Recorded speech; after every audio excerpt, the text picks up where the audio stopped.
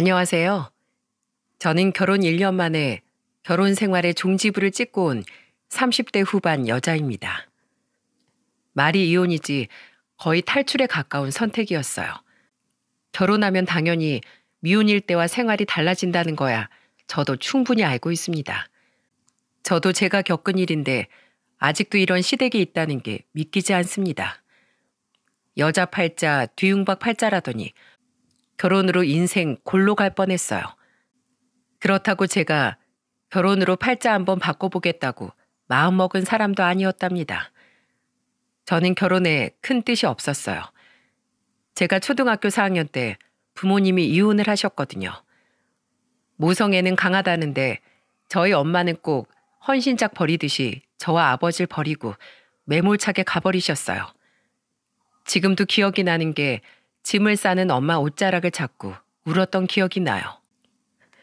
나도 엄마 따라갈래. 엄마, 나도 데리고 가. 진영아, 엄마 아빠 이혼하는 거야. 이제 같이 못 살아. 그럼 난 엄마랑 살래. 엄마 따라갈 거야. 왜 그래? 난 정말 이 고씨 집안이 너무 싫어. 그러니까 제발 엄마 좀 편히 살게 그냥 할머니랑 아빠랑 같이 살아. 엄마 찾지 말고. 어린 나이였던 전 엄마랑 살겠다면서 떼를 썼어요. 아무래도 어렸으니까 아버지보다는 엄마를 더 좋아할 때였죠. 하지만 엄마는 절 반강제적으로 할머니와 아빠 곁에 남겨두고 떠나버린 거예요. 그 당시 엄마는 할머니와 같이 살면서 본인 나름대로 시집살이 한다고 느꼈던 부분이 있던 것 같아요. 그렇다고 해서 할머니가 뭐 시집살이 시키는 사람도 아니셨어요. 힘든 경제 상황에 엄마가 일을 하셨기 때문에 집안일은 거의 할머니 담당이었어요. 그래서 엄마가 그렇게 절 버리고 떠난 이유는 아빠와의 갈등이 더 큰 원인이었을 겁니다. 그때는 아빠 술을 좋아했는데 그놈의 술 때문에 제대로 된 일자리 하나 없었어요. 이혼 후 갑자기 엄마한테 뒤통수를 맞은 아버지는 매일 술만 마시고 지냈습니다. 도무지 말이 안 통하던 아버지를 보면서 저는 화가 나서 소리쳤습니다. 아빠, 언제까지 술만 마시려고 그래요? 할머니가 요리하는 기계야? 이렇게 하루 종일 술 마시고 누워만 있으니까 엄마도 떠난 거잖아요. 대체 언제까지 이렇게 살 거냐고요. 아빠도 싫고 엄마도 싫어요. 그냥 나 고아원에 보내주세요. 그때는 부모님이 이혼했다는 게 왜 그렇게 억울했는지 몰라요.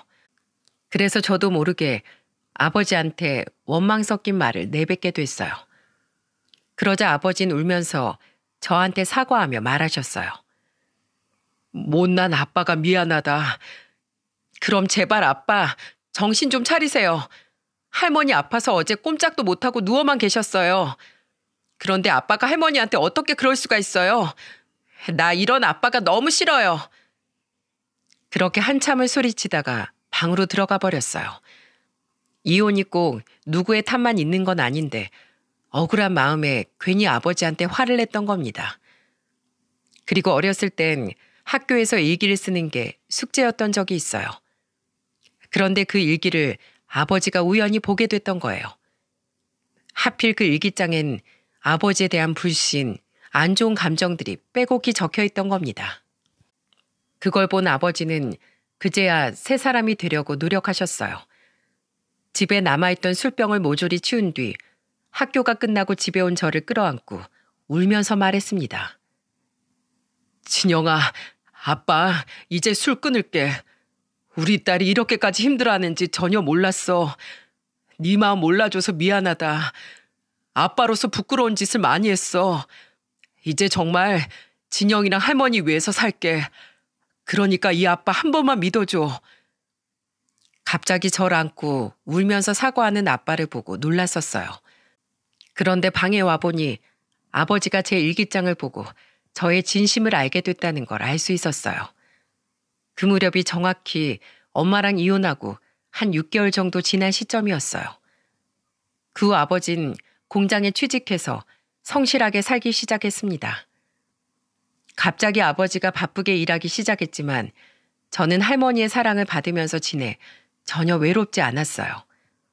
할머니는 엄마가 떠난 뒤 저를 정말 끔찍하게 아껴주셨거든요. 지금 생각해도 그때 할머니는 어린 소녀를 위해 최선을 다하셨다고 생각해요. 한 번은 학교 계단에서 넘어져 무릎이 찢어졌던 적이 있어요. 보건실에서 약을 바르고 집에 갔었는데 할머니가 절 보고 깜짝 놀라서 물었습니다. 너 무릎이 왜 그래? 누가 이런 거야? 이 다리를 하고 집까지 온 거야? 계단 내려오다가 넘어졌는데 그냥 까진 것 같아. 뭐? 계단에서 넘어졌다고? 무릎에 금이라도 갔으면 어쩌려고 그냥 걸어왔어? 얼른 엎혀. 할머니는 저를 재촉하면서 작은 등을 내어주셨어요. 어쩔 수 없이 할머니의 등에 엎였던 저는 그 상태로 병원까지 갔어요. 정말 할머니는 제가 작은 기침만 해도 노심초사하면서 절 살펴주셨답니다. 그래서 저는 엄마의 사랑은 몰랐지만 할머니 덕분에 많은 사랑을 받고 클 수 있었어요. 또한 잘못된 버릇은 단호하게 바로잡아 주셨습니다. 제가 소세지 반찬을 유독 좋아했는데 할머니는 항상 제가 좋아하던 반찬을 상에 올려주셨답니다. 그러면서도 몸에 좋은 나물 반찬과 멸치볶음, 콩자반 같은 걸 종류별로 해주셨어요. 좋아하는 반찬이 눈앞에 있는데 다른 반찬이 눈에 들어왔겠습니까? 몸에 좋은 반찬은 뒤로 하고 오로지 소세지 반찬만 계속 먹고 있었어요. 그때 할머니가 제가 들고 있던 젓가락을 탁 치면서 단호하게 말하셨죠. 할머니가 골고루 먹으라고 했지? 너 그러다 키 안 커. 자꾸 햄만 집어먹으면 이거 안 해줄 거야. 여기 나물도 먹고 이 멸치볶음도 먹고 다 잘 먹어야 키가 크지. 알겠어요. 골고루 먹을게 할머니. 할머니 잘못했어요. 제가 잘못된 버릇이 있으면 호랑이처럼 저를 잡아주시던 할머니였어요. 할아버지가 오래전에 돌아가셔서 자식만 보고 살던 할머니 덕분에 무엇과도 바꿀 수 없는 큰 사랑을 받았죠. 고모가 2명 있었지만 다른 지역에서 살았기에 명절에나 볼 수 있었죠.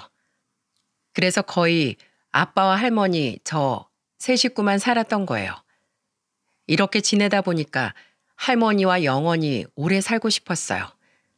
하지만 저의 간절한 바람에도 할머니는 제가 중학교 3학년이 될 때 큰 병에 걸리신 거예요. 그때 할머니는 병원에 입원까지 한 채 치료를 받으셔야 했어요. 치료받는 과정에서 고통스러워하던 할머니 목소리가 생생히 들려왔습니다. 아이고, 나 죽네. 나 죽어. 할머니, 괜찮아? 간호사 선생님이라도 불러올까?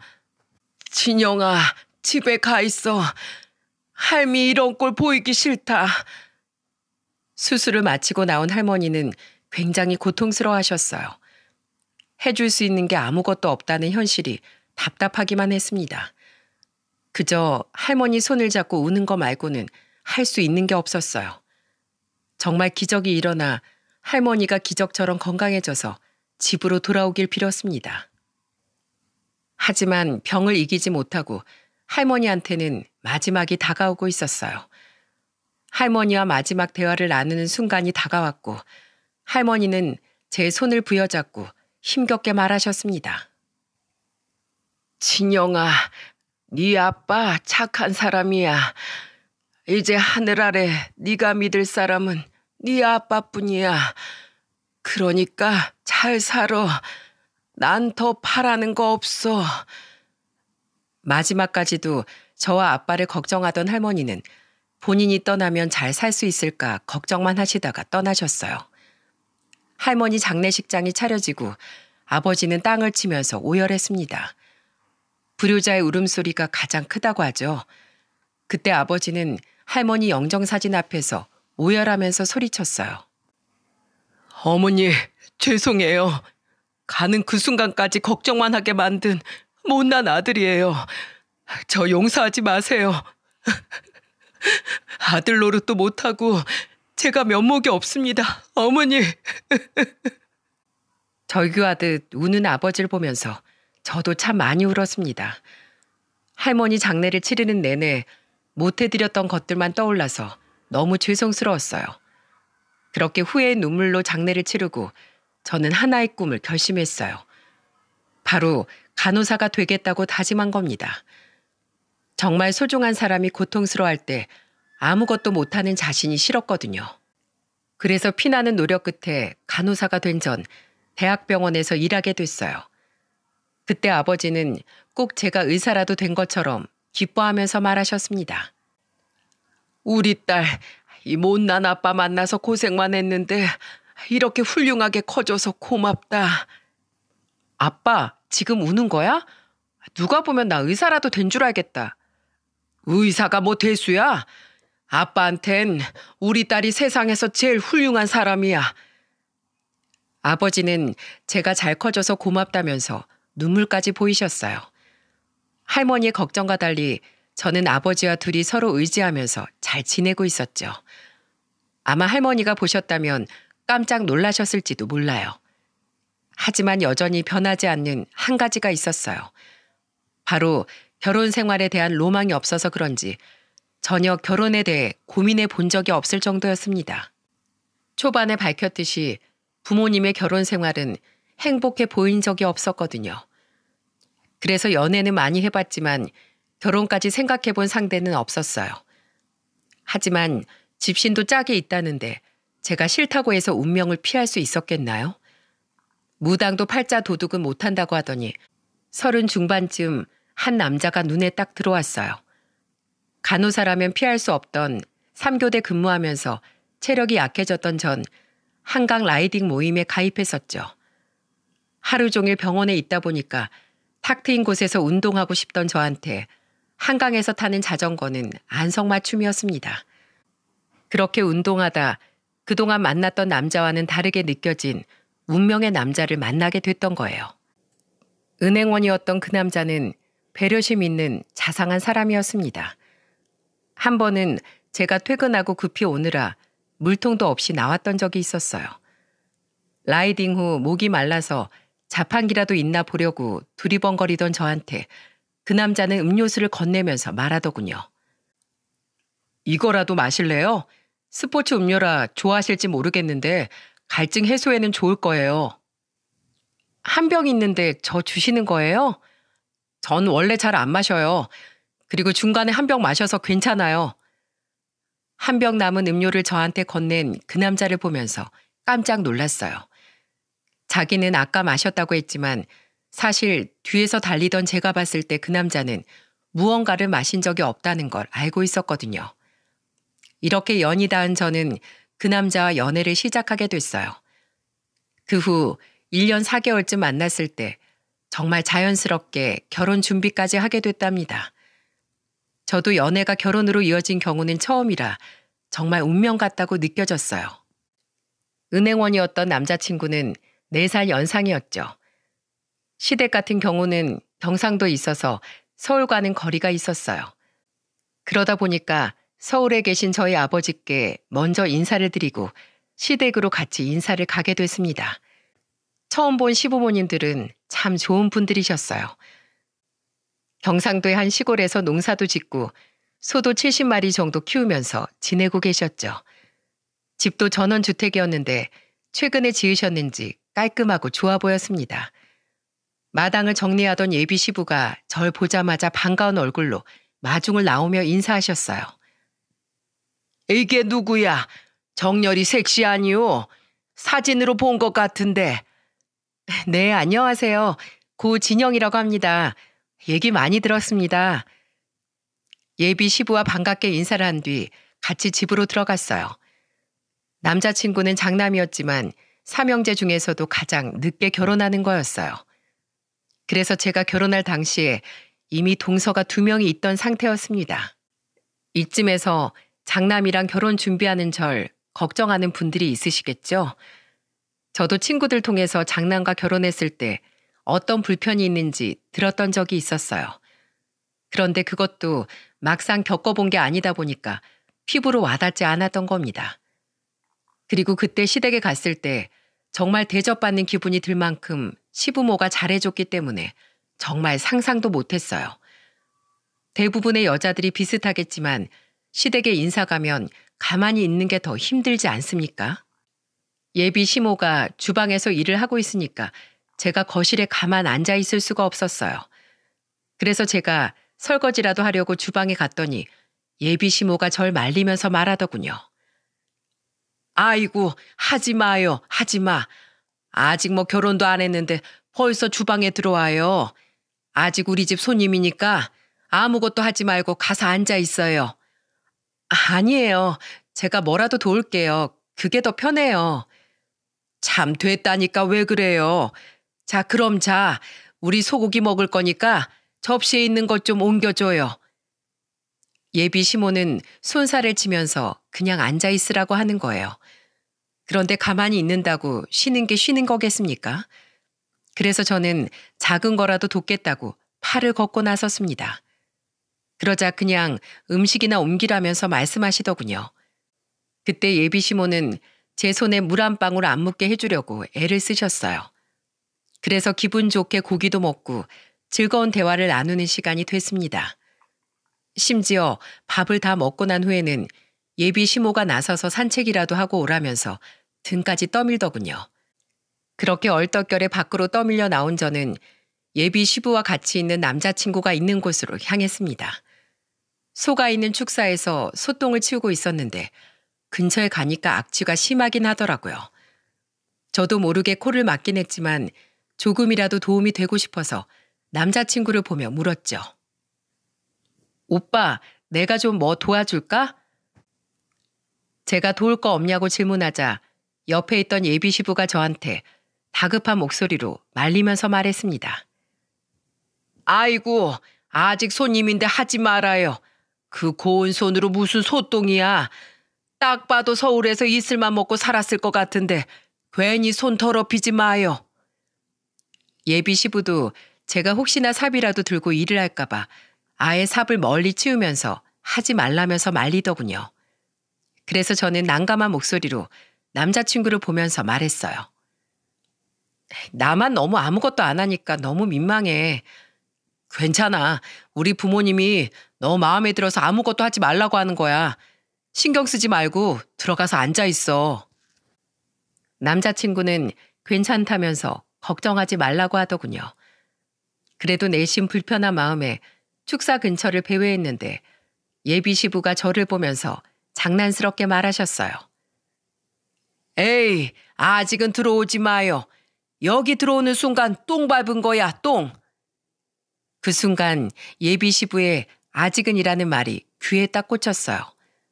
당시에는 너무 극진하게 대접해 주니까 저 말에 큰 의미를 두지 않았답니다. 시대가 바뀌니까 장남을 만나도 아무런 문제가 없구나 생각했어요. 하지만 이건 다 저의 착각이었다는 걸 너무 늦게 알게 된 겁니다. 심지어 착각인지도 모르고 이 정도면 결혼 생활 할만하겠다는 생각까지 들었어요.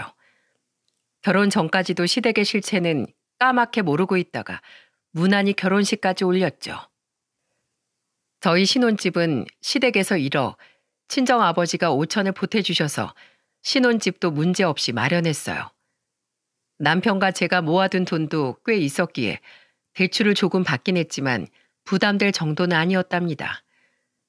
신혼집에 웨딩 사진까지 걸고 행복한 미래를 그렸지만 그때부터 제 인생은 정말 롤러코스터 같은 나날이 펼쳐졌어요. 롤러코스터를 타는 것처럼 즐거웠냐고요? 아니요. 완전히 정반대였습니다.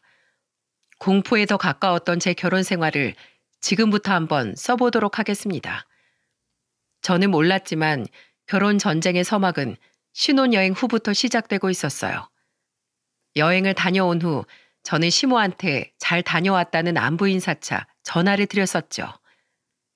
어머님, 저희 잘 도착했어요. 다행이네. 근데 우리 선물은 사왔니? 뭐 사왔어?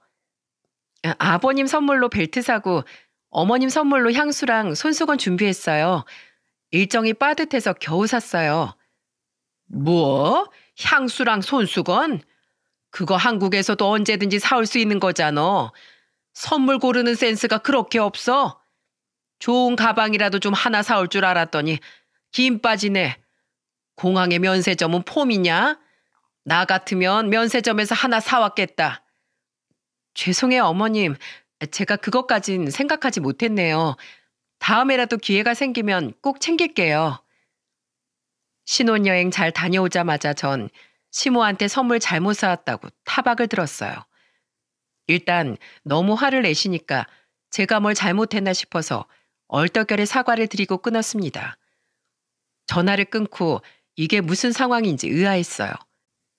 그 후 친정아버지한테 벨트를 선물로 드렸는데 감동한 목소리로 말하시는 거예요.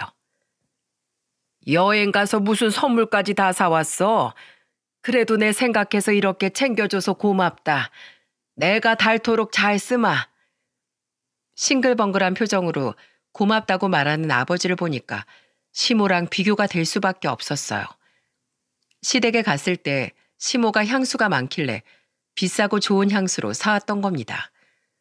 나름대로 생각해서 사온 건데 안 좋은 소리를 들으니까 기분이 영 좋지 않았어요.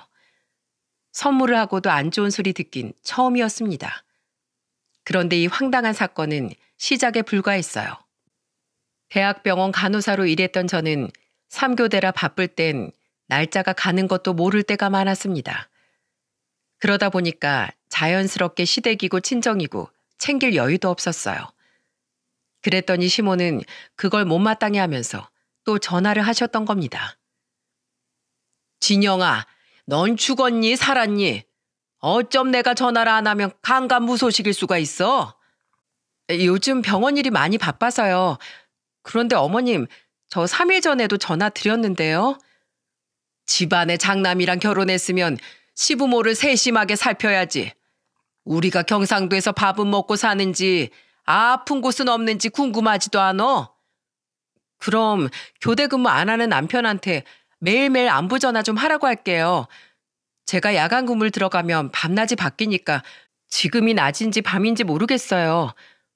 뭐? 너 지금 내 말 거역하는 거야? 아니죠. 부부는 일심 공동체인데 남편이 전화하면 제가 하는 거나 마찬가지죠. 그럼 전 야간 근무를 가야 하니까 가보겠습니다. 내일부터 전화 드릴 테니까 안심하고 주무세요. 저는 출근하던 중이라 황급하게 시모의 전화를 끊었어요. 왜 아들도 안 하는 전화를 며느리가 대신 해야 되는 건가요? 여러분들도 며느리가 시댁에 매일 전화를 드려야 한다고 생각하시나요? 그렇다고 제가 아예 모르세 하면서 지내는 건 아니었어요. 장마가 오거나 폭염폭설에는 꼭 안부 전화를 드렸습니다. 그런데 시모는 매일매일 전화를 하라고 하니까 저는 불가능하다고 미리 선을 그은 거예요. 그때는 이것도 다 맞춰가는 과정이겠지 생각했어요. 30년 넘게 따로 살던 사람들이 하루아침에 잘 맞을 수 있겠습니까? 그래서 잘 대화로 맞춰가려고 많은 노력을 기울였습니다. 하지만 전화로도 일방적인 주장을 하는 시모가 오랜만에 만났다고 가만히 있을 리가 있겠나요? 아무래도 거리가 있으니까 자주 시댁에 가지 못하고 시부모 생신 때나 내려갔었어요. 그런데 오랜만에 만나 잘 대화를 나누다가 시모가 뜬금없이 절 쏘아보면서 묻더군요. 첫째, 내가 지금 결혼한 지 6개월쯤 됐나? 근데 너흰 왜 아직도 소식이 없니? 네? 무슨 소식이요? 내가 기다릴 소식이 뭐겠어? 당연히 손주 소식이지. 너희가 28 청춘도 아닌데 한 살이라도 젊을 때 애부터 만들어야지. 너도 30대 후반이고 우리 아들은 40이 넘었는데 너희들 애 안 낳을 거야? 아, 그럴 거면 뭐하러 결혼했어? 시모의 말에 저는 기겁을 했어요. 제가 무슨 애 낳는 기계도 아니고 애 안 낳을 거면 뭐하러 결혼했냐는 말까지 들으니까 당황스러울 수밖에 없었습니다. 게다가 결혼한 지 1년이 지난 것도 아니고 6개월 차에 저런 말을 들어야 합니까? 너무 당혹스러웠지만 시모에게 진지한 목소리로 제 생각을 말씀드렸어요. 저 병원 일도 바쁘고 아직 남편이랑 구체적인 계획을 얘기해 본 적이 없어요. 아이 문제는 저희가 상의해서 결정할게요. 어디서 말대꾸야? 장남이랑 결혼했으면 아이 문제는 시댁이랑 상의를 해야지. 니들이 다른 형제랑 같어? 장남이야, 장남. 다 급이 다르다고. 아니요. 아이 문제는 부부 문제라고 생각해요. 특히 아이를 주로 키워야 하는 제 의견이 우선이죠. 앞으로 그렇게 강압적으로 말씀 안 하셨으면 좋겠어요. 뭐야? 저는 시모한테 제 생각을 잘 말씀드렸다고 생각했어요. 그런데 시모는 더 화가 나서 소리를 지르는 게 아니겠어요? 그랬더니 남편이 상황을 정리하면서 말했습니다. 아이, 엄마 생신이라 모였는데 왜 그러세요? 엄마 생각 충분히 알았으니까 저희도 잘 생각해 볼게요. 그래, 내가 다 너희 생각해서 하는 소리야. 우리 아들 엄마 맘 알지? 네네. 아이, 엄마 그러니까 어서 음식 좀 드세요. 제가 말할 땐 절 노려보시더니 남편이 한마디 하니까 금세 진정하시는 겁니다. 그 순간 시댁에서 내 편이 한 명도 없는 것 같았어요. 이런 감정을 느낄 수밖에 없던 건 동서들 때문인 것도 있었어요. 저보다 한 살 많았던 둘째 동서는 제가 시집 온 그 순간부터 저를 못마땅해 했습니다. 나이는 저보다 많은데 족보상 저를 형님이라고 불러야 하니까 그게 아니꼽다고 생각한 거예요. 그래서 그날도 아이 문제로 시모 남편과 대화하다 억울함을 느꼈던 저는 주방으로 가서 냉수를 들이켰어요. 그런데 그런 저를 보곤 뒤따라오더니 둘째 동서가 팔짱을 끼고 저한테 비아냥거리면서 말하더군요. 형님, 제가 형님보다 나이 한 살 많은 거 아시죠? 그리고 시댁에서 짬밥만 7년이에요. 네? 그게 왜요? 그냥 알고 있으라고요. 물론 나이도 제가 한 살 많아도 형님이라고 부를게요. 잘 지내봐요. 형님이라고 불러주겠다고 선심 쓰듯이 말하는 둘째 동서한테 어째 좀 쎄한 기운이 느껴졌어요. 시모 생신이라고 내려온 건데 괜히 둘째 동서가 싸움을 걸어오는 것 같았습니다. 점심 식사가 끝나고 동서들과 뒷정리를 시작했어요. 그렇게 며느리 셋이 주방에 모였는데 동서가 저한테 뻔뻔한 목소리로 말했습니다. 형님, 설거지 좀 하세요. 저랑 동서는 같이 과일 좀 깎아서 들고 갈게요. 밥 먹었으면 후식을 먹어야죠. 그렇죠, 어머님? 그래. 손주들도 먹게 많이 좀 가져와라. 둘째 동서는 후식을 가져가겠다면서 식구들까지 전부 부르면서 말하는 거예요. 그렇게 얼떨결에 저는 설거지 담당이 됐어요. 뭔가 당한 것 같은 생각이 들어 자꾸 기분이 나빴습니다.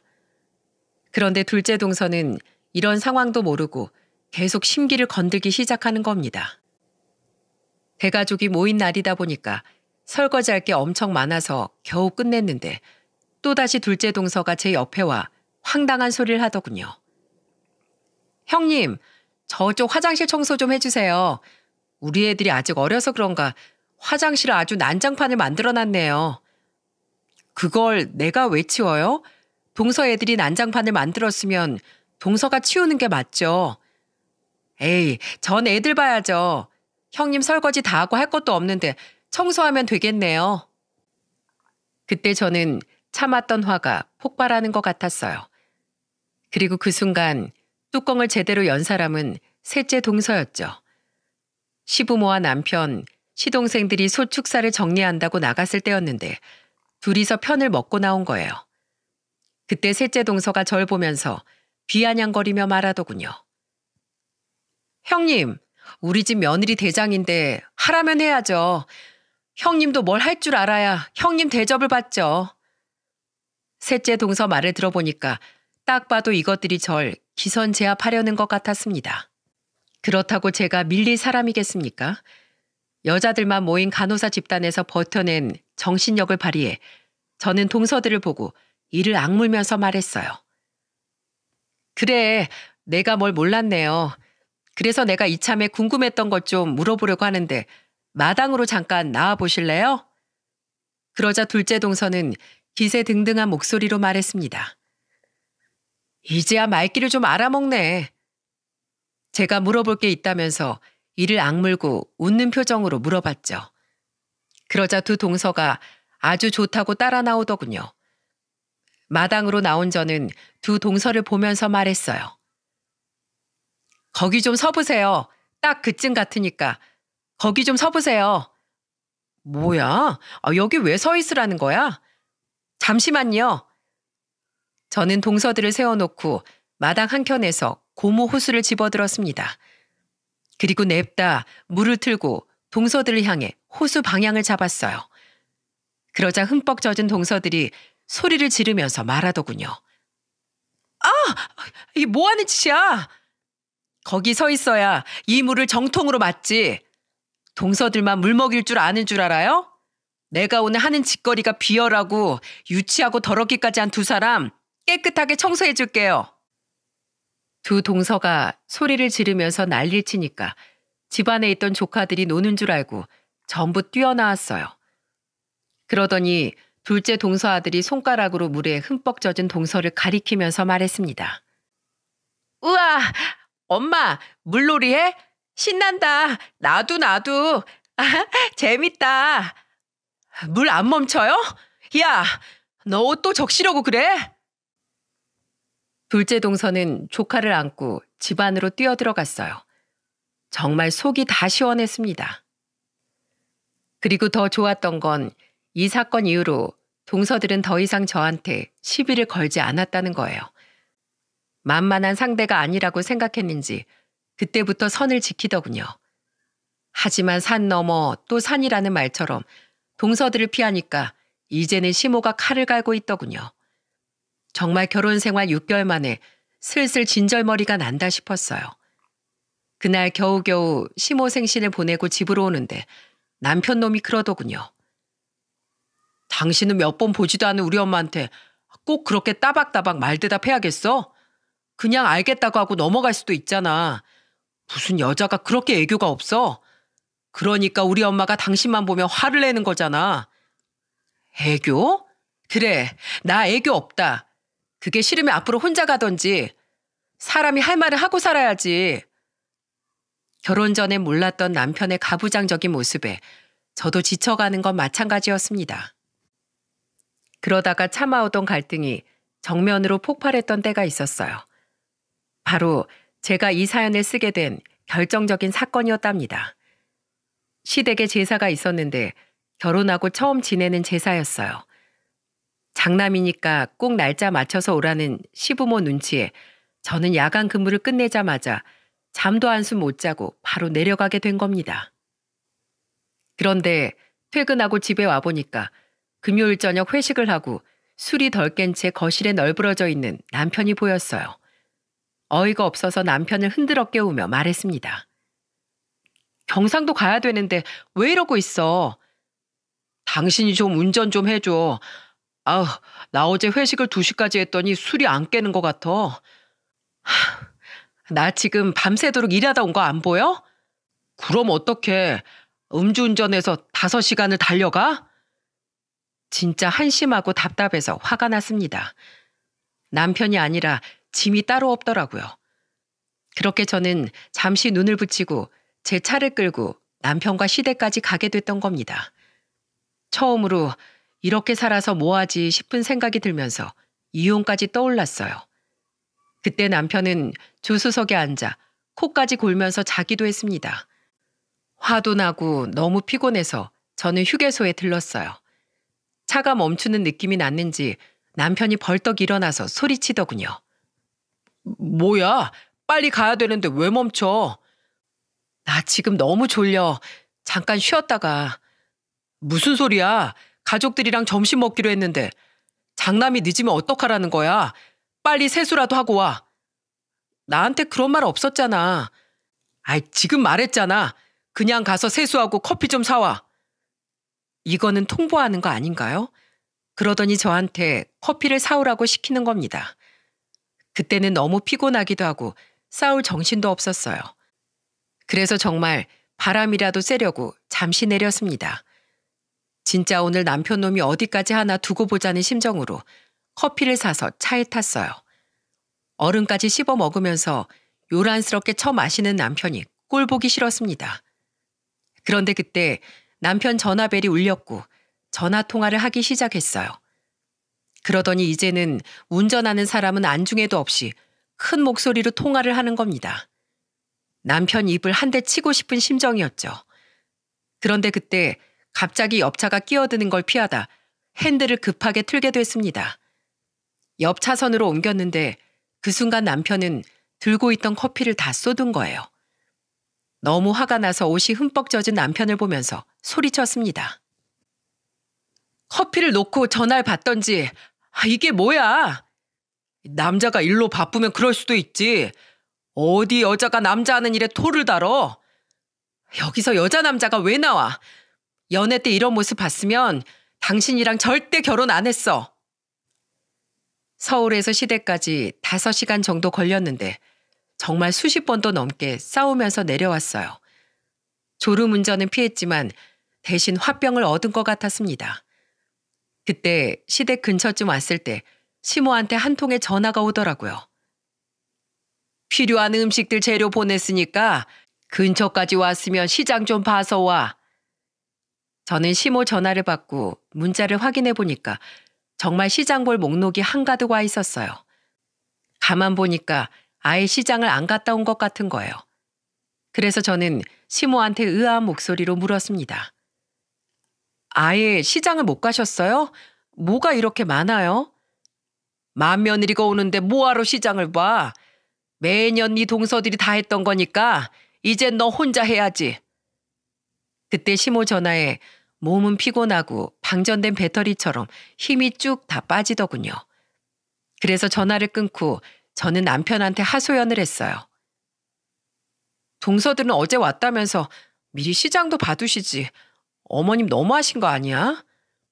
시어머니가 시키면 그냥 좀 곱게 해. 자꾸 토달지 말고. 그리고 그런 말을 왜 나한테 해? 당신이랑 같이 우리 엄마 욕이라도 해달라는 거야? 뭐?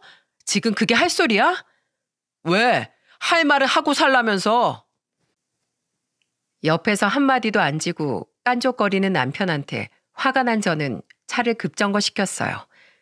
그리고 조금 남아있던 아이스 커피를 얼굴에 확 뿌려버렸습니다. 그러자 저를 보면서 남편이 소리치더군요. 갑자기 차는 왜 멈춰? 얼굴 부딪히잖아. 커피는 또 뭐야? 너 미쳤어? 그래, 나 미치기 직전이니까 와이프 소중한 것 좀 알아라. 어? 네 가족만 챙기지 말고. 제가 눈을 부라리면서 말하니까 그제야 남편은 제 눈치를 봤습니다. 하지만 이미 시장 볼 건 산더미라 한숨 돌릴 틈도 없더라고요. 정신없이 시장 보고 시댁으로 갔는데 황당한 일이 있었습니다. 바로 시댁 식구들이 밥을 이미 다 먹은 상태였어요. 심지어 제가 사온 게 주방 한켠에 쌓여 있는 겁니다. 시모가 태어난 목소리로 말하더군요. 왔어? 고생했다. 제가 사온 거 저기 다 있는 거 아니에요? 다 있지. 부족한 것보다 남는 게 낫잖아. 어머님, 지금 일부러 저한테 그러시는 거죠? 내가 왜 너한테 일부러 그래? 다 필요하니까 시킨 거지. 사오라는 재료는 전부 다 있었고 심지어 점심도 시댁 식구들끼리 다 먹은 뒤였습니다. 어처구니가 없었어요. 일단 전 화낼 틈도 없이 배가 고파 밥부터 먹으려고 두리번거렸죠. 그랬더니 시모가 저한테 앞치마를 주면서 말했어요. 얼른 상 치워야지. 저 밥도 못 먹고 온 거예요. 여기 더럽잖아. 치우고 먹어야지. 방금 도착한 저한테 시모가 상을 치우라는 거예요. 그런데 그걸 본 동서들이 옆에서 키득거리고 있었습니다. 저는 그 앞치마를 받아들고 울며 겨자 먹기로 상을 치웠어요. 배고프고 피곤하니까 얼른 치우고 밥부터 먹고 싶은 심정이었죠. 정말 그때부터 생존 본능에 가까웠어요. 시모가 노골적으로 고기 반찬도 남편 앞으로 놨는데 일부러 제 앞으로 끌어다 놓고 먹어치웠습니다. 어차피 제사 음식도 제가 할 텐데 당연히 제가 먹어야 하는 거 아닙니까? 그래서 시모가 눈치를 주거나 말거나 고기를 집어먹었어요. 그렇게 먹어치우고 나니까 본격적으로 제사 준비에 돌입하게 됐습니다. 시모는 저한테 명령하는 말투로 말했어요. 전부터 만들어. 네? 지금 저 나물 다듬고 있는데요. 동서한테 하라고 하세요. 쟤들은 애들 봐야 될 거 아니야. 애 없는 네가 일당백으로 일해야지. 애가 없으니까 일을 더 하라는 시모의 말에 기가 막혔습니다. 또 동서들은 키득거리고 비웃는 걸 보니까 한 대씩 쥐어받고 싶었어요. 제가 힘만 조금 남아있었어도 당장 다 엎어버렸을 거예요. 그런데 여러분, 수면 부족인 채로 운전까지 해서 오니까 저한텐 싸울 힘조차 없었답니다. 시모랑 언성 높이고 싶지 않아 그냥 전을 만들었죠. 그렇게 음식을 겨우 다 만들고 나니까 시모가 쏘아붙이면서 말하는 겁니다.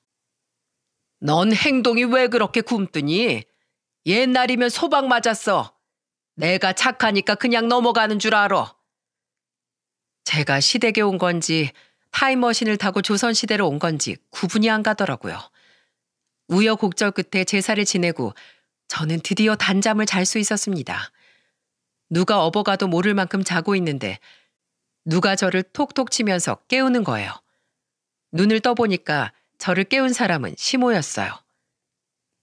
진영아, 일어나. 얼른 이거 입고 나와. 이게 뭔데요? 몸빼 바지. 내 옷이니까 일하기 편할 거다. 새벽에 잠에서 깬 저는 눈을 비비고 일어났어요. 그런데 시모가 안내한 곳은 다름 아닌 소농장이었습니다. 저는 황당한 표정으로 시모를 보며 물었어요. 여긴 절 왜 데리고 오신 거예요? 결혼 전엔 남의 귀한 딸이니까 안 시켰던 거야. 근데 이제 맏며느리니까 이 정도는 해야지. 지금 시간이 새벽 6시예요. 그리고 남편이랑 동서들도 다 자고 있는데 왜 저한테만 시키세요? 네 동서들은 애 보잖아. 넌 맏며느리가 됐으면 동서들을 아껴줄 줄 알아야지. 애 보느라 힘든 애들을 깨우고 싶어? 그 새벽에 일어난 사람은 저랑 시모, 시부뿐이었어요. 꾹꾹 눌러온 화가 터져서 저는 시모를 똑바로 쳐다보면서 따져 물었습니다. 대체 저한테 왜 그러세요? 이러시는 이유가 있을 거 아니에요. 왜? 불만이야? 신고시켜야지. 맏며느리가 쉬운 줄 알았어? 맏며느리 자격, 예절, 도리가 된 사람인지 지금 확인하고 있는 거잖아. 참 진짜 기가 차네요. 요즘 도덕책에서는 소똥 치우는 걸 며느리한테 알려주라고 나와요? 와, 진짜 못해 먹겠네. 저는 벼랑간 삽을 땅에 집어 던져버렸어요. 그러자 시모가 황당한 표정으로 절 보면서 말했습니다. 이게 지금 뭐 하는 짓이야? 어디서 삽을 던져? 소똥 그쪽이나 많이 치우고 사세요. 난 더러워서 이 집 며느리 안 할랍니다. 맏며느리 반납할 거니까 새로운 며느리 알아보세요. 뭐? 너 지금 말 다 했어? 정신 차려. 너 30대 후반이야. 내일 모레면 40인데 누가 널 데려가? 이혼한다고 뭐 대단한 남자가 너 모셔간다니? 이혼이요? 아직 모르나 봐요. 혼인신고도 안 했는데 무슨 이혼이요? 돌아서면 그냥 남이거든요? 아줌마나 소똥 열심히 치우시고 평생 아들이나 치마폭에 감싸고 사세요. 소 잃고 외양간이나 고치시고요. 계속 이렇게 살면 못난 아들 평생 노총각 신세일 테니까요. 뭐야? 너 지금 말 다 했어? 저는 억눌렀던 화를 전부 시모한테 쏟아냈어요. 그리고 뒤돌아서 나오는데 시모가 뒤에서 이년저년하면서 욕을 하고 있는 겁니다. 그래서 저는 가는 거를 멈추고 한마디 해줬네요. 당신 때문에 우리나라 시어머니들이 다 욕을 먹는 거예요. 저것이? 여보, 전연 잡아와. 시모는 끝까지 발악하면서 뒷목을 잡으면서 노발대발하더군요. 시부는 그 옆에 멀뚱하게 서 있었고요. 제가 맞는 말만 했기 때문에 가만히 있는 것 같았습니다. 그렇게 저는 다 자고 있을 시간에 혼자 짐을 싸서 서울로 출발해버렸어요. 이미 차는 떠났는데 중간쯤 갔을 때 남편 놈한테 전화가 오더군요. 여보, 어디야? 누가 네 여보야? 아직 상황 파악 안 됐니? 아니, 소똥 좀 치우라고 했다고 먼저 가는 게 어딨어. 진짜 나한테 이혼 당하고 싶어? 넌 어쩜 그렇게 엄마라는 사람하고 똑같니? 혼인신고도 안 했는데 무슨 이혼? 그리고 내가 너 버리고 나온 거야. 그런 집구석이랑 엮이기 싫어서 손절하고 온 거야. 내가 경고했지. 남한테 잘할 생각하지 말고 옆에 있는 가장 소중한 사람한테 잘하라고. 넌 사랑받을 자격도 없어. 평생 노총각으로 사세요. 그렇게 멍청한 남편놈한테 최후 통보를 하고 끊어버렸습니다. 이제 여러분들 어떻게 됐을 것 같으신가요? 아주 시댁이 진짜 한바탕 뒤집어졌네요. 그러거나 말거나 저는 서울 도착하자마자 짐을 싸서 친정으로 갔습니다. 어차피 집도 팔아서 제 지분만 가져가면 되는 상황이라 그냥 나와버렸어요. 정말 같은 공간에 한시라도 있고 싶지 않아 나와버리고 끝을 냈습니다. 물론 제가 엮인 시댁이 이상한 집이라는 걸 알아요. 분명 좋은 시어머님들도 많으실 거예요. 하지만 저처럼 이렇게 지독한 시댁 만나서 시달린 며느리들도 있을 겁니다.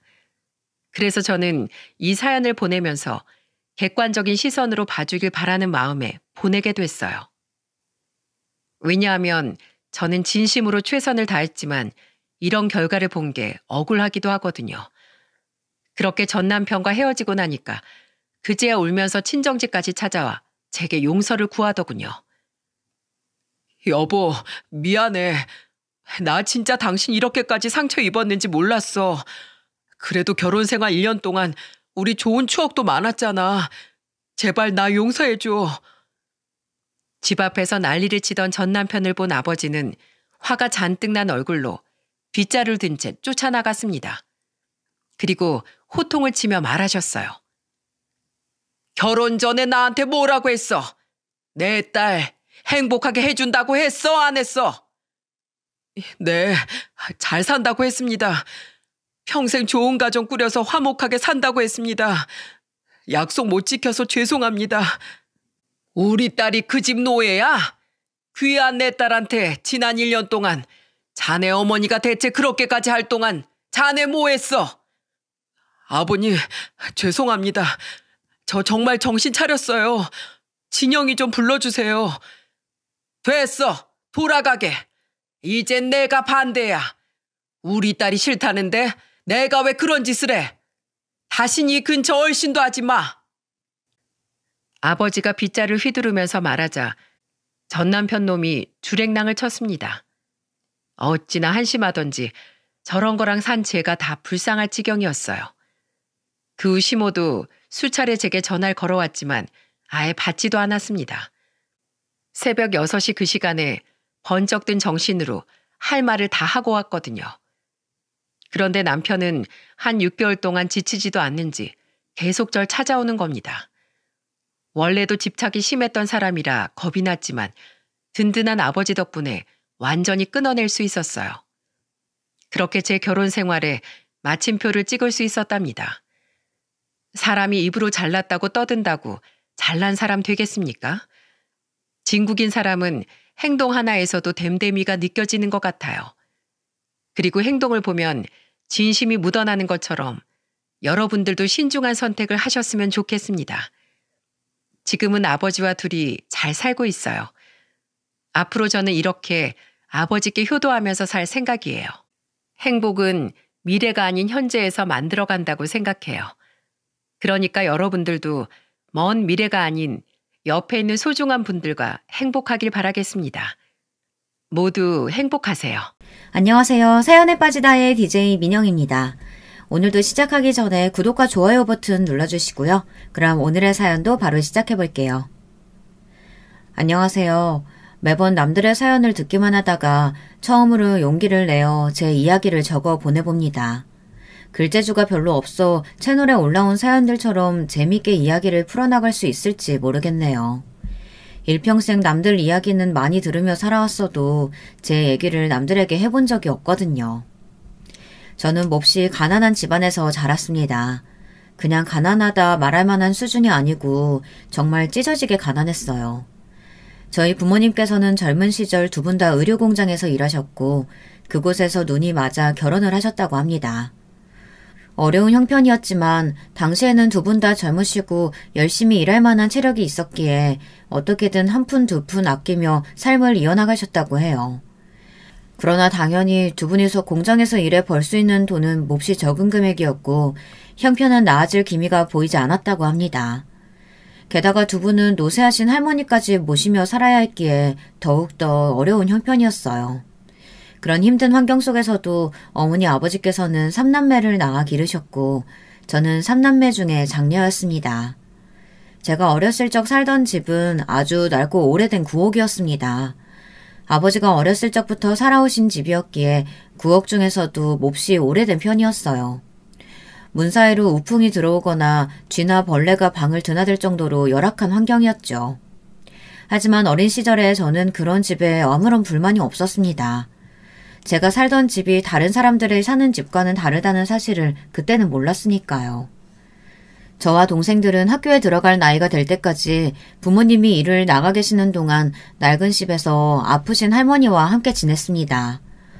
어린 저와 동생들이 주로 하며 놀았던 놀이는 누가 먼저 곤충을 발견해 잡아오나 그런 것들이었어요. 집 주변의 들판을 뛰어다니며 삐비를 뽑아먹기도 했죠. 혹시 여러분도 삐비를 알고 계시려나요? 시골에선 흔히 볼 수 있는 풀이었는데 요즘은 보기가 많이 힘들어졌다고 하더라고요. 삐비 여러 개를 모아 껍질을 쑥 벗겨 하얀 속살을 씹으면 꼭 껌 같은 식감의 단맛이 입에 퍼졌어요. 가난한 형편에 간식은커녕 끼니도 제대로 챙겨 먹지 못했던 시절이었으니 꽃을 따다 꿀을 빨아먹기도 하고 메뚜기를 잡아 구워 먹기도 했습니다. 그때는 온갖 자연이 전부 우리의 놀이터이자 식량 창고였죠. 저희 집은 몹시 가난하긴 했으나 결코 불행한 가정은 아니었습니다. 부모님께서는 몹시 금슬 좋으신 부부였고 언제나 저희를 먹여 살리기 위해 열심히 일하셨어요. 어머니께서는 하루 종일 의료공장에서 미신기를 돌리며 제복 일을 하셨고 아버지께서는 지게차를 운전하시며 우류들을 나르셨습니다. 두 분은 모두 새벽같이 일을 나가 해가 다 졌을 때쯤에야 피곤한 몸을 이끌고 집에 돌아오셨지만 저희 앞에서는 언제나 웃는 얼굴이셨어요. 늦은 밤이면 가족들 모두가 한방에 둘러앉아 군고구마를 먹으며 이야기꽃을 피웠던 기억이 납니다. 그러던 어느 날이었어요. 그날도 평소와 다름없이 동생들을 데리고 바깥에서 한참을 놀다가 늦은 저녁이 되어서야 집에 돌아갔습니다. 말도 없이 늦게 들어왔다고 어머니께서 화를 내실까 걱정이었는데 웬일로 부모님께서는 두 분 다 아직 집에 돌아오시지 않았더라고요. 집에 계셔야 할 할머니께서도 보이지 않았습니다. 집은 텅텅 비어 있었고 인기척이 전혀 느껴지지 않았어요. 모두 어디로 가버린 것인지 알 수 없었지만 저는 일단 동생들을 데리고 방에 들어가 어른들을 기다렸습니다. 그러나 시간이 아무리 흘러도 그 누구도 집으로 돌아오지 않았어요. 어린 동생들은 배가 고프다고 울기 시작했어요. 주방을 뒤져보았지만 먹을 만한 것은 아무것도 나오질 않았고 결국 저는 줄인 배를 움켜잡고 동생들을 달래며 긴 밤을 보내야 했습니다. 그날 밤 어떻게 잠들었는지 기억도 잘 나지 않아요. 눈을 떴을 때는 이미 날이 밝아 있었고 집 마당에 시끄러운 소리가 들려왔습니다. 급하게 자리에서 일어나 문을 열고 나가자 대문 앞에 마을 사람들이 몰려 웅성거리고 있었어요. 그리고 그 사이에서 어머니와 아버지가 모습을 보이셨습니다. 아빠, 다리가 왜 그래요?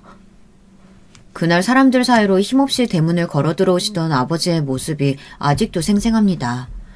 한 팔로는 어머니의 부축을 받고 한 팔로는 목발을 집은 채 걸어오시고 계셨어요. 아버지의 한쪽 다리는 무릎 밑으로 아무것도 보이지 않았습니다. 부모님께서는 두 분 다 몹시 침울한 얼굴이었고 어머니께서는 웅성대는 사람들을 향해 모두 그만 돌아가달라고 소리를 치셨어요. 마루에 걸터 앉으신 아버지께서는 제 물음에 아무런 대답 없이 그저 한숨만을 내쉬셨습니다. 어머니께서는 그런 아버지 곁에서 한참을 아무 말 없이 우셨어요. 어렸던 저는 그 상황이 도무지 이해가 가질 않았습니다.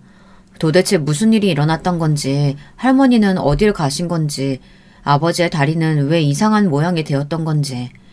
그 뒤로 아버지께서는 공장에 나가지 않으셨어요. 매일같이 방에 틀어박혀서 하루 종일 나오지 않으셨죠.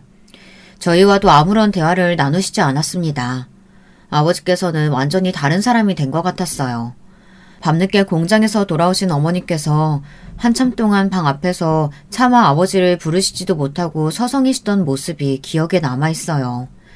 그 이후로 저희 집은 온통 침울한 분위기만이 가득했습니다. 그렇게 냉랭한 나날들이 계속되던 어느 날 어머니께서는 할 말이 있다며 저를 부르셨습니다. 지금 살고 있는 집을 팔고 도시로 이사 가려고 한다. 나 혼자 벌어오는 공장 봉급으로는 갈수록 빚만 늘어나고 있는 판국이야. 어린 너한테까지 이런 얘기 다 털어놓게 되어 미안하지만 넌 맞이잖니. 앞으로도 네 아버지가 저런 식이라면 난 더 바빠질 거고 너희한테 신경을 기울일 여력이 없을 거야. 이사 준비부터 시작해서 네가 도와줄 일이 많아. 내가 없을 땐 네가 동생들을 지금처럼 잘 챙겨줘야 돼. 할 수 있겠지? 그렇게 말씀하시는 어머니의 얼굴은 몹시 피곤하고 힘들어 보이셨어요. 저는 애써 고개를 힘차게 끄덕였습니다. 어머니께서는 그런 제게 착하다라는 말을 반복하시며 등을 토닥여 주셨어요. 그렇게 저희는 오랫동안 살던 낡은 구옥을 떠나 도시로 이사를 가게 되었습니다. 새로 이사를 가게 된 집은 아주 오래된 빌라의 반지하 단칸방이었습니다. 5 식구가 다닥다닥 붙어 있어야만 겨우 누울 자리가 마련될 정도의 작은 크기였죠. 전에 살던 구옥에서도 비가 오는 날이면 물이 새고 틈만 나면 쥐가 튀어나오곤 했지만 반지하방은 구옥보다도 훨씬 좋지 않은 환경이었습니다. 유일하게 나 있는 창문 바로 앞에는 하수구가 있어 온종일 악취가 진동했고 창문 틈으로 지나다니는 이들과 눈이 마주치는 일이 허다했죠. 대문 너머 반지하로 통하는 문은 제대로 닫히지 않아 숟가락 같은 거를 꼽아 안에서 고정시켜야 하는 구조였습니다. 집도 문제였지만 무엇보다도 이사 후 제가 제일 힘들었던 것은 달라진 주변의 환경이었습니다. 전에 살던 구옥의 주변에는 들판과 강, 드넓은 자연이 펼쳐져 있어 동생들을 데리고 마음껏 뛰어놀 수 있었지만 이사간 반지하방 주변에는 온통 건물과 매연을 풍기는 차들만이 가득했어요. 전학간 학교에서는 첫날부터 반지하에 사는 아이라는 말을 들었고 친구들과도 제대로 어울릴 수 없었습니다. 그러나 저는 어머니에게 힘든 티를 낼 수가 없었어요. 제 일이 아니더라도 어머니께서는 언제나 힘들고 지쳐 보이셨거든요. 저까지 어머니에게 마음의 짐을 얹어드리고 싶지는 않았습니다. 아버지께서는 도시로 이사 온 뒤에도 여전히 일을 나가시지 않고 언제나 집에서 하루 종일 TV만 보고 누워 계셨어요. 한 가지 달라진 점이 있다고 한다면 생전 술을 입에도 대지 않으시던 분이 매일같이 술을 드시게 되었다는 것입니다. 술이 많이 취하신 날에는 저희가 보는 앞에서 어머니를 때리시기도 했어요. 언성을 높이며 물건을 던지실 때면 동생들을 데리고 집을 나와 아버지께서 잠드시기 전까지 계단에 앉아있곤 했습니다. 어머니께서는 다음날 엉망이 된 얼굴로 새벽부터 일을 나가셨죠. 저는 그런 어머니가 몹시 안쓰러웠지만 어렸던 제가 할 수 있는 일은 아무것도 없었습니다. 하루빨리 아버지가 옛날처럼 다정한 아버지로 돌아와 어머니와 사이가 좋아졌으면 좋겠다는 허황된 바람만을 속으로 기도할 뿐이었죠. 그러던 어느 날이었어요. 그날은 굉장히 드물게도 아버지께서 외출을 하셨다 돌아오셨고 기분이 몹시 좋아 보이셨습니다. 아버지께서 술에 취하시지 않고도 웃는 얼굴로 보는 것은 아주 오랜만이었어요. 아버지께서는 좋은 분을 만나 도움을 받게 되었다며 앞으로 이런 반지하방에서는 더 이상 지내지 않아도 된다고 말씀하셨습니다. 그날 아버지께서 사들고 오신 후라이드 치킨에서는 정말 맛있는 냄새가 났어요. 동생들과 달려들어 허겁지겁 종이 상자를 비워냈던 기억이 납니다. 그때 먹었던 치킨이 태어나 지금껏 먹었던 음식들 중에 가장 맛있었던 것 같아요. 지금은 나름대로 고급 음식들을 자주 먹고 있는데도 말이죠. 그날 이후로 아버지께서 사주신 음식을 다시는 먹지 못했기 때문에 더 그런 생각이 드는 걸지도 모르겠습니다. 바로 다음날 어머니와 아버지는 완전히 갈라서시게 되었으니까요. 다음날 제가 눈을 떴을 때는 집안이 아주 조용했습니다. 얌전히 기다리고 있으면 아버지께서 오늘도 치킨을 사오시려나 하는 기대를 안고 동생들과 시간을 때우며 날이 저물 때까지 기다렸어요. 그러나 밤이 되었는데도 집에는 어머니도 아버지도 돌아오지 않으셨고 동생들과 저는 찬장에 있던 라면을 꺼내 부숴 먹고는 기다리다 지쳐 잠에 들었습니다. 시끄러운 소리에 눈을 떴을 때는 새벽녘이었어요. 어머니께서는 커다란 가방에 짐을 싸고 계셨고 아버지께서는 그런 어머니께 소리를 지르며 말싸움을 하고 계셨습니다.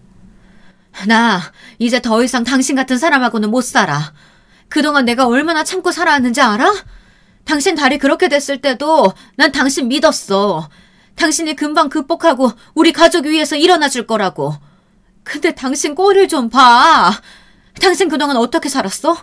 내가 애들 먹여 살리기 위해서 밖에서 온갖 굳은 일 다 하면서 지낼 동안 당신은 집에서 도대체 뭘 하면서 살았냐고. 그 돈 매일같이 내 몸 갈아가며 모았던 돈이야. 애들 학교라도 제대로 보내주고 싶어서 한 푼 두 푼 어떻게든 꾸역꾸역 모은 돈이라고. 어떻게 그 돈을 그렇게 날려버려? 당신같이 한심한 인간을 도대체 누가 도와주겠어? 생각이라는 걸 조금이라도 해봤으면 당신 절대 그런 짓 못했을 거야.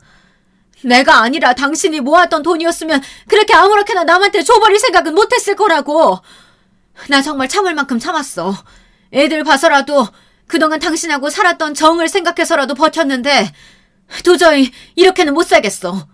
당신하고 살면 평생 이렇게 시궁창 같은 인생밖에 못 살 거라고. 알아? 이거 놔!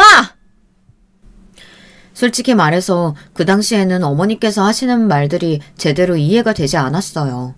그저 어머니께서 아버지께 몹시 화가 나셨구나.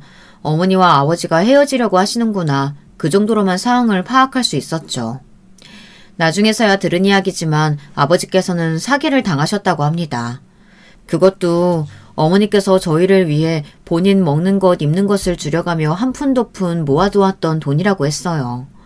사기꾼은 아버지께 좋은 사람인 척 접근해 괜찮은 기회가 있다, 투자를 한번 해봐라 제안했고 아버지께서는 그 사기꾼을 껌뻑 믿고 어머니께서 모아두신 돈을 모두 가져다 바쳤다고 합니다. 당연히 사기꾼은 돈을 받자마자 연락이 끊겼고 그대로 종적을 감춰버렸습니다. 그 사실을 알게 되신 어머니께서는 더 이상 아버지와 함께 살아갈 의지와 삶에 대한 희망을 모두 잃어버리셨고 더 이상은 못 참겠다며 짐을 싸서 집을 나가시려던 것이었죠. 저와 동생들은 엉엉 울며 어머니의 바지가랑이를 붙잡고 가지 말라고 떼를 썼어요. 하지만 어머니께서는 저희를 두고 그렇게 집을 나가버리셨습니다. 그 뒤로 며칠간 저는 학교도 나가지 않고 집에서 동생들을 돌봤어요. 어머니께서 집을 나가신 이후로 아버지께서도 한동안 집에 돌아오지 않으셨습니다. 집에는 저와 어린 동생들 뿐이었고 먹을 것이 없었어요. 동생들은 배고프다고 울며 저를 보챘고 저도 등가죽이 배에 달라붙기 직전이었습니다. 결국 저는 같은 빌라에 살고 계시던 집주인 아주머니를 찾아가 자초지종을 설명하고 먹을 것을 얻어왔습니다. 아주머니께서는 사정이 딱해서 도와주기는 하지만 지금도 월세가 많이 밀려있다며 이번 달 안에 월세를 내지 못하면 방을 빼고 나가야 한다고 말씀하셨습니다. 너희 부모님 혹시 너희 버리고 도망간 건 아니지? 확실히 돌아오기는 하는 거지? 하는 아주머님의 물음에 괜시리 당연하죠! 하고 소리를 빽 지르고 돌아왔던 기억이 나요. 아주머니 앞에서는 화를 냈지만 당시에 저는 솔직히 너무 무서웠습니다. 이대로 부모님이 두 분 다 돌아오시지 않으면 어떡하지 이런 두려움에 눈물이 났어요. 아무것도 모르는 동생들도 계속해서 울며 어머니를 찾았습니다. 그렇게 며칠이 흘렀고 집에 먼저 돌아오신 것은 아버지가 아니라 어머니셨습니다. 너희들 꼴이 그게 뭐야? 아빠는 어디 갔어? 밥은 먹었어? 어머니께서는 며칠 사이 엉망이 된 저희의 꼴을 보시고는 눈물을 터뜨리셨습니다.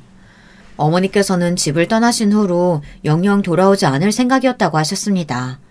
그러나 저희가 눈앞에 아른거려 도저히 혼자서는 떠날 수 없으셨다고 합니다. 며칠간을 고민하다 결국 집에 다시 돌아왔지만 아버지께서는 집에 계시지 않았고 저희가 방치되어 있는 모습을 보시고서는 몹시 분노에 차셨어요.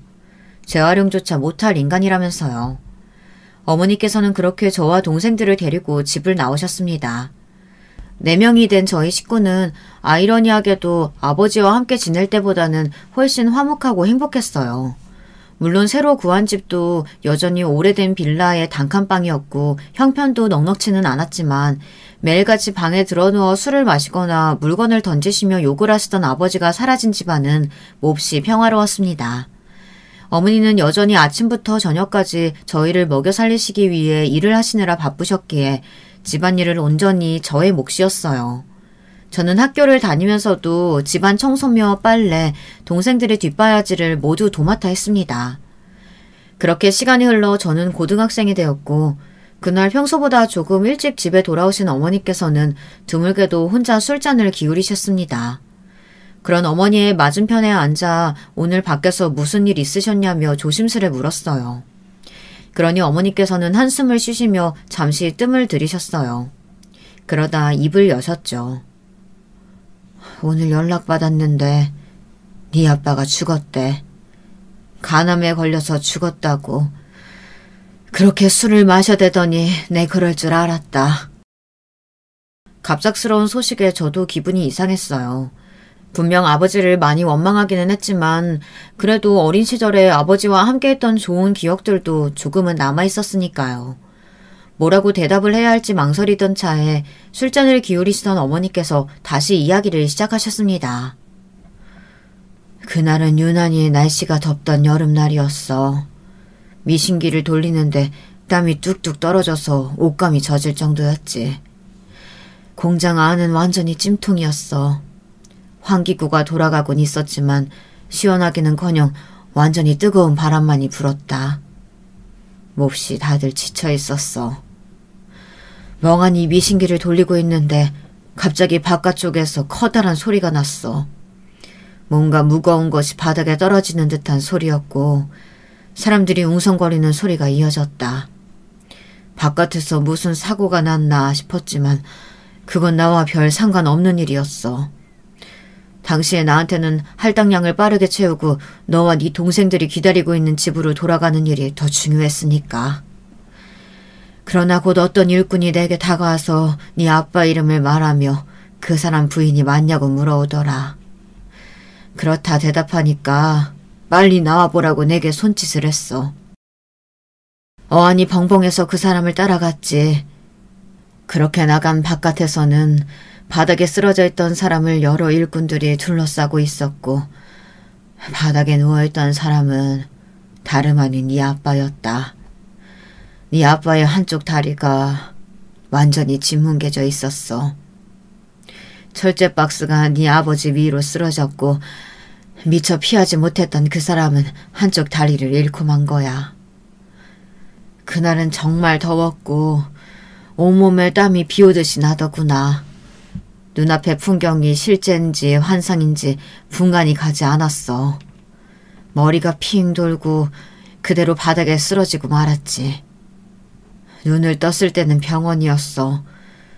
이미 네 아버지는 수술을 마친 뒤고 다리가 있어야 할 곳은 텅 비어있더구나. 소식을 듣고 병원에 달려오신 어머님께서는 충격에 쓰러지셨고 그렇게 쓰러지신 후 다시는 일어나지 못하셨어. 그렇게 허무하게 돌아가셔 버린 거지.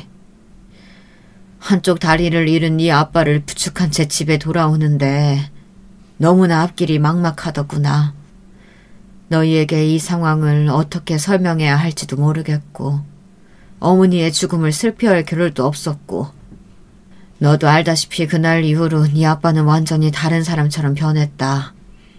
무슨 일이 있어도 언제나 밝고 긍정적이었던 사람이었는데 어떤 고난과 어려움이 있어도 함께 헤쳐나가자 얘기하던 사람이었는데 완전히 다른 사람이 됐어.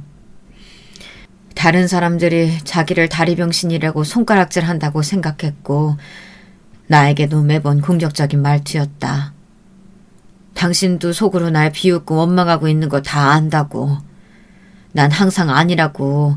당신 믿고 있다. 우리는 이겨낼 수 있다. 그렇게 그 사람을 응원해 주었지만 아무 소용없는 일이었어. 네 아버지는 점점 사람들 앞에 나서는 걸 두려워하고 있었고 피해의식에 사로잡혀 있었다. 생전 술이라면 입에도 대지 않던 사람이 매일같이 술을 마시며 폭력을 쓰기 시작했어. 처음 몇 번은 참았지만 너희들 앞에서도 손을 휘두르니 너무나 괴롭더구나. 몇 번이고 진지하게 이야기를 꺼내봤지만 네 아버지는 더 이상 예전에 그 사람이 아니었다. 매일매일 지옥이었다. 그렇지만 난 너희를 보며 버텨냈어. 비록 나는 시궁창 같은 인생을 살고 있어도 너희들에게만은 이런 인생이 아닌 다른 인생을 살게 해주고 싶었다. 그래서 허리띠 죽어라 졸라매며 돈을 모았어. 한 푼, 두 푼 식당 일하며 청소 일하며 닥치는 대로 모든 일을 하며 모았지. 그렇게 몇 년간 죽을 힘을 다해 모은 돈이었어. 그런데 네 아버지가 한순간에 그걸 날려먹은 거야. 그 사기꾼은 투자를 하면 돈을 몇 배로 다시 돌려주겠다고 호언장담했고 네 아버지는 순진하게 또 그 말을 모두 믿고 통장을 가져다 바치고 보증까지 섰다. 사기꾼은 그 모든 걸 받고 종적을 감췄고 그 사실을 알게 된 순간 난 정말 죽고 싶은 마음뿐이었어.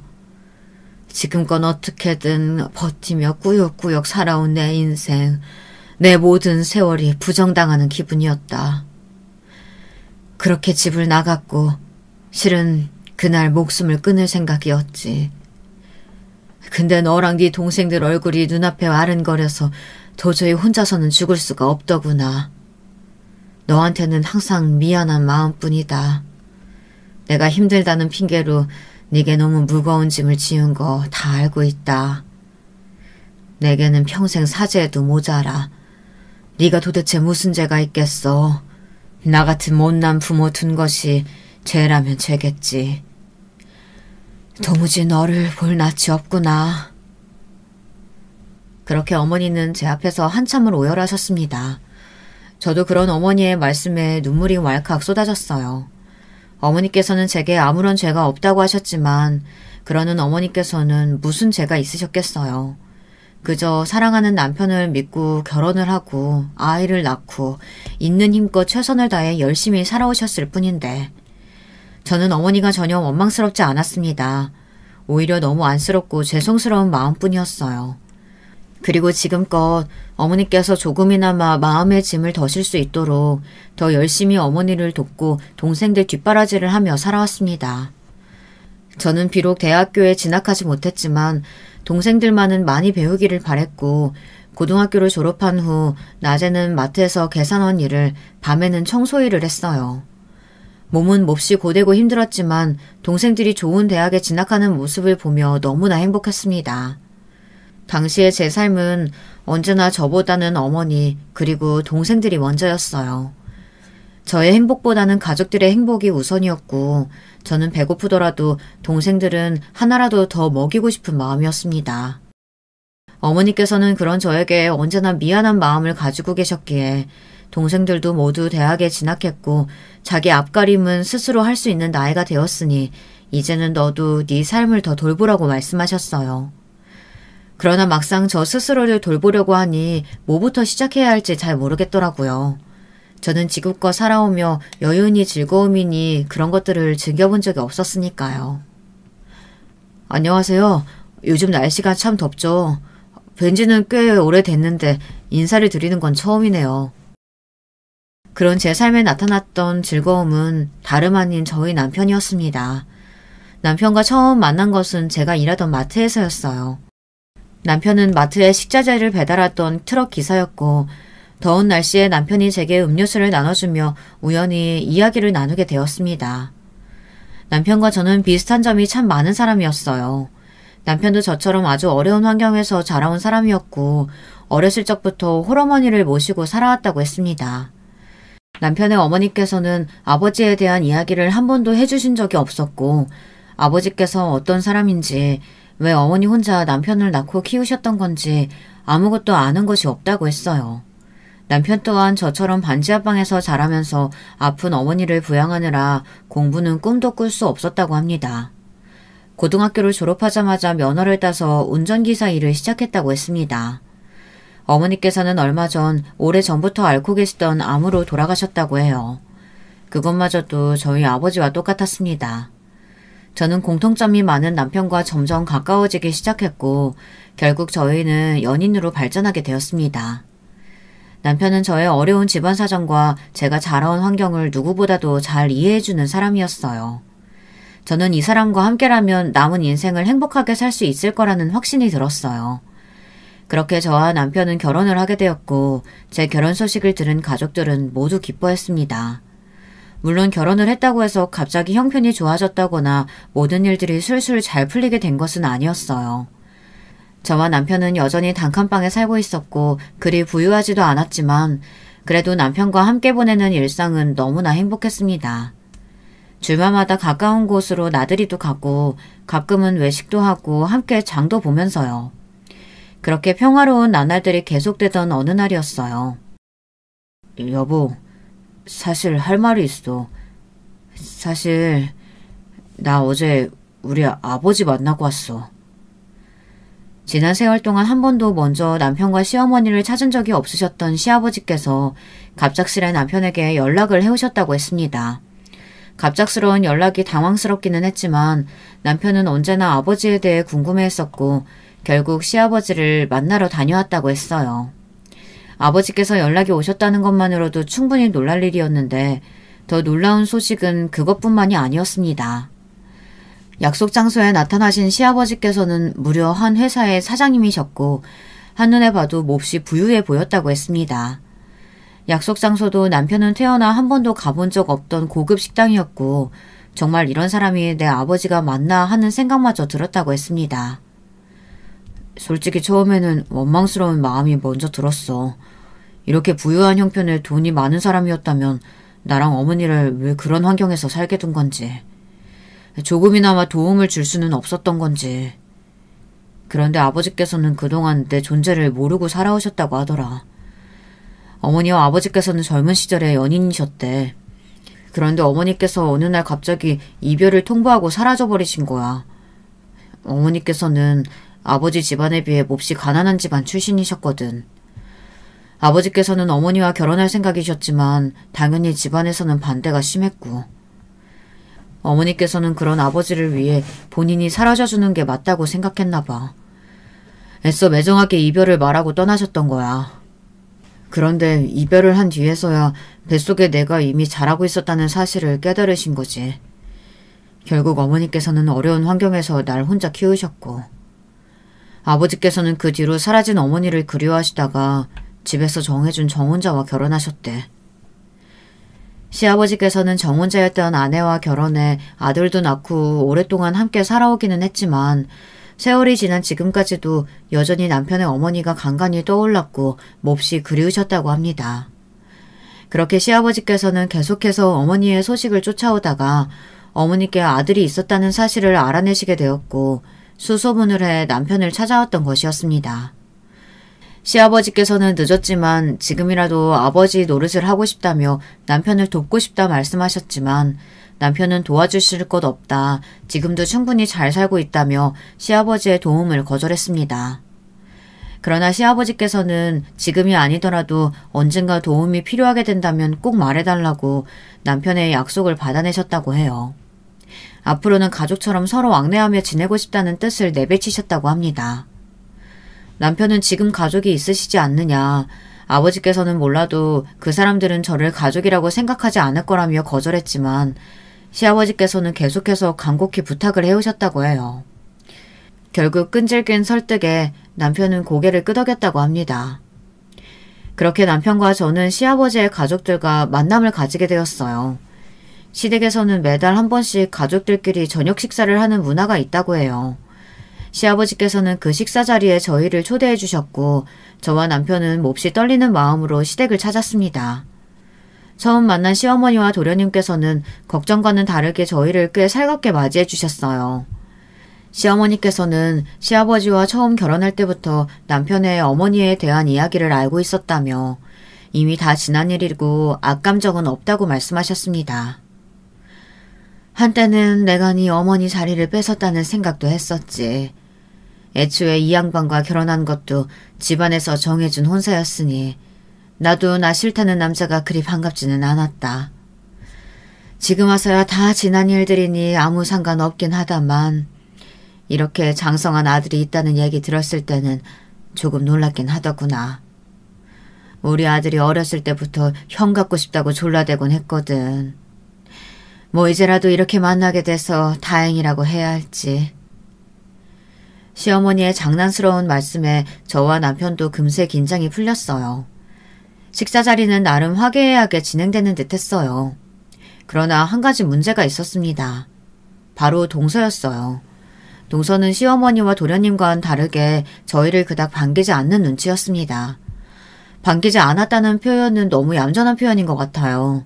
동서는 저희를 몹시 멸시하는 듯 보였습니다.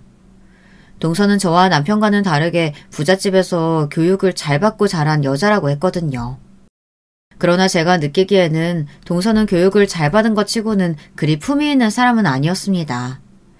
동서는 입만 열면 언제나 본인 자랑을 쏟아냈어요.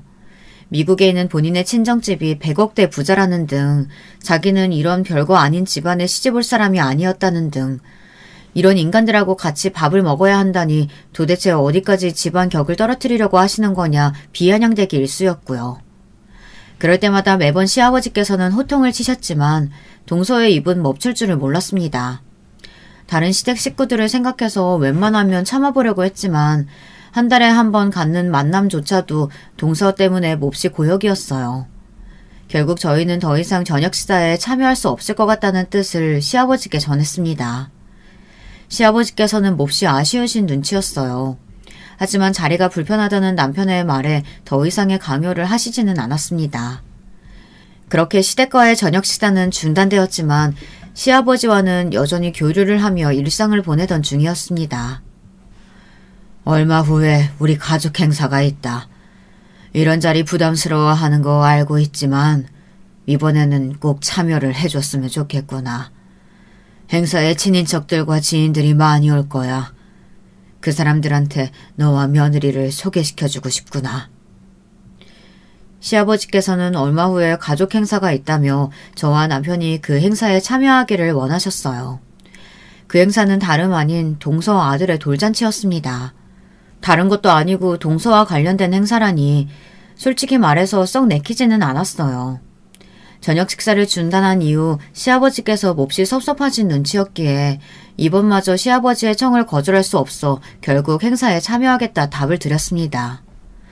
동서의 돌잔치는 장소부터 몹시 고급스러운 호텔이었고 생전 그런 호텔을 찾아가 본 적이 없었으니 옷차림부터 격식까지 여러 면에서 걱정이 많았습니다. 남편과 함께 큰맘 먹고 아울렛에 가서 좋은 옷도 한 벌씩 사입고 그래도 축의금을 내기는 해야 할 것 같아 깨끗한 돈으로 10만 원을 마련해 봉투에 넣어갔습니다. 본인 입으로 100억대 부자라는 동서의 눈에 10만 원이 어디 돈처럼 보이기나 하겠냐마는 저희 형편으로는 나름대로 신경을 쓴 수준이었어요. 그렇게 시간이 흘러 동서 아들의 돌잔치 날이 되었고 저와 남편은 떨리는 마음으로 호텔을 향했습니다. 돌잔치장 입구 앞은 누가 봐도 비싸고 좋은 옷을 입은 사람들로 가득했고 저와 남편은 낙동강 오리알처럼 그 사람들 사이에 어색하게 서 있었습니다. 축의금을 받는 것처럼 보이는 곳이 있길래 조심스레 다가가 봉투를 내밀며 액수를 적으려는데 저희 말고 다른 사람들은 모두 입이 떡 벌어지는 액수를 냈더라고요. 무슨 아이 돌잔치에 그렇게까지 많은 돈을 쓰는지 저와는 너무 다른 세계같이 느껴졌습니다. 차마 10만 원이 들어있는 봉투를 내밀 수 없어 그 앞에서 쭈뼛쭈뼛 망설이던 차였어요. 그런 저희가 남들이 보기에도 몹시 이 자리와는 어울리지 않는 사람들이었는지 갑작스레 정장을 입은 사람들이 저와 남편 옆으로 다가왔습니다. 당신들 오늘 행사와 관련된 사람들 맞습니까? 초대장 있어요? 네? 초대장이요? 그런 거 없는데. 저희 오늘 행사하는 사람들 가족이에요. 아이 아빠가 이 사람 동생이거든요. 동서! 난처한 상황에 처해 있던 차에 마침 아이를 품에 안고 손님을 맞이하던 동서와 눈이 마주쳤어요. 그때만큼 동서가 반갑게 느껴졌던 적이 없었죠. 그러나 당연히 다가와서 도움을 주리라고 생각했던 동서는 마치 저희를 처음 보는 사람인 양 인상을 찌푸리고 고개를 돌렸어요. 아무 일도 없었다는 듯 다른 손님들을 맞이했습니다. 누가 이런 잡상인들 함부로 들였어? 당장 쫓아내! 경호원들은 그런 동서의 태도에 저와 남편의 양팔을 잡고 당장이라도 행사장 밖으로 저희를 쫓아낼 기세였어요. 그런 게 아니라 정말 가족이 맞다고 소리를 쳤지만 아무도 들어주질 않았습니다. 너무나 억울하고 부끄러워서 눈물이 날 것 같았어요. 지금 내 며느리한테 뭐 하는 짓인가? 당장 내려놓지 못해? 갑작스러운 시아버지의 호통에 저희를 끌고 가려던 경호원들은 모두 놀라 손을 내려놓았습니다. 큰 소리에 행사장 안에 있던 모두가 저희를 주목하고 있었어요. 시아버지께서는 몹시 무서운 표정으로 성큼성큼 저희 앞으로 다가오시더니 아이를 안고 있던 동서의 뺨을 거세게 올려치셨습니다. 짝하는 큰 소리가 호텔 로비에 울렸고 돌잔치에 찾아온 손님들은 모두가 깜짝 놀라 입을 틀어막았습니다. 그동안 네가 오만방자하게 구는 걸 전부 참고 넘어갔지만 더 이상은 안 되겠다. 어디서 이 많은 사람들 앞에서 내 아들 부부를 잡상인 취급을 해? 네가 뭐가 그리 잘났다고 이리 인면수심 구는 거냐? 아버님, 지금 뭐 하시는 거예요? 제가 저 사람들에 비하면 잘났죠. 저런 못 빼어먹은 집 사람들하고 저를 어떻게 비교하세요? 미국에 계시는 저희 부모님께서 제가 뺨 맞은 걸 아시면 가만히 있지 않으실걸요. 너라는 애는 아주 입만 열면 거짓말이구나. 내가 그동안 정말 몰라서 네 거짓말 눈 감아준 줄 알아? 네? 아버님, 그게 무슨 말씀이세요? 저희 부모님은 미국에... 미국은 무슨! 시끄럽다! 이 많은 사람들 앞에서 더 망신당하고 싶지 않으면 당장 둘한테 제대로 사과해라. 시아버지의 말에 기세등등했던 동서의 얼굴이 새파랗게 질리더라고요. 주변에 모두가 저희들을 바라보고 있었고 동서는 입술을 꾹 깨물고는 저희 앞에 다가와 고개를 숙였습니다.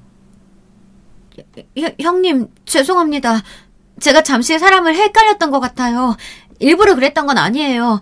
제가 흥분해서 말실수했어요. 용서해 주세요. 어째 여기서 제일 못 배워먹은 건 너 같구나. 말하는 꼴하고는. 동서의 사과에도 시아버지께서는 불만이 가득한 표정이었어요. 하지만 돌잔치가 시작될 시간이었고 결국 사건은 그렇게 일단락되었습니다. 그 뒤로 동서는 저와 남편을 대하는 태도가 180도 변했습니다. 전에는 걸핏하면 못 배워먹었네 어쩌네, 가난한 집안 출신은 이래서 안 되네 하며 시비를 걸어오더니 갑작스럽게 형님 하며 친한 척을 해오더라고요. 이제 와서 동서와 친하게 지내고 싶은 마음도 전혀 없었고 무슨 이유에서인지 갑작스레 살갑게 굴어오는 모습이 오히려 더 불편하게 느껴졌습니다. 동서가 먼저 말을 걸어올 때마다 저는 언제나 칼같이 이야기를 잘랐어요. 동서는 그런 제 태도가 마음에 들지 않는 듯 했습니다. 저랑 얘기 좀 해요, 형님. 도대체 뭐가 문제예요? 제가 얼마나 더 형님 비위를 맞춰드려야 하는데요. 이만큼 했으면 됐잖아요. 이래서 못 사는 사람들은 안 된다니까. 정도가 없어, 정도가. 고집이 왜 그렇게 세요? 없이 살았으면 자존심이라도 접을 줄 알아야죠.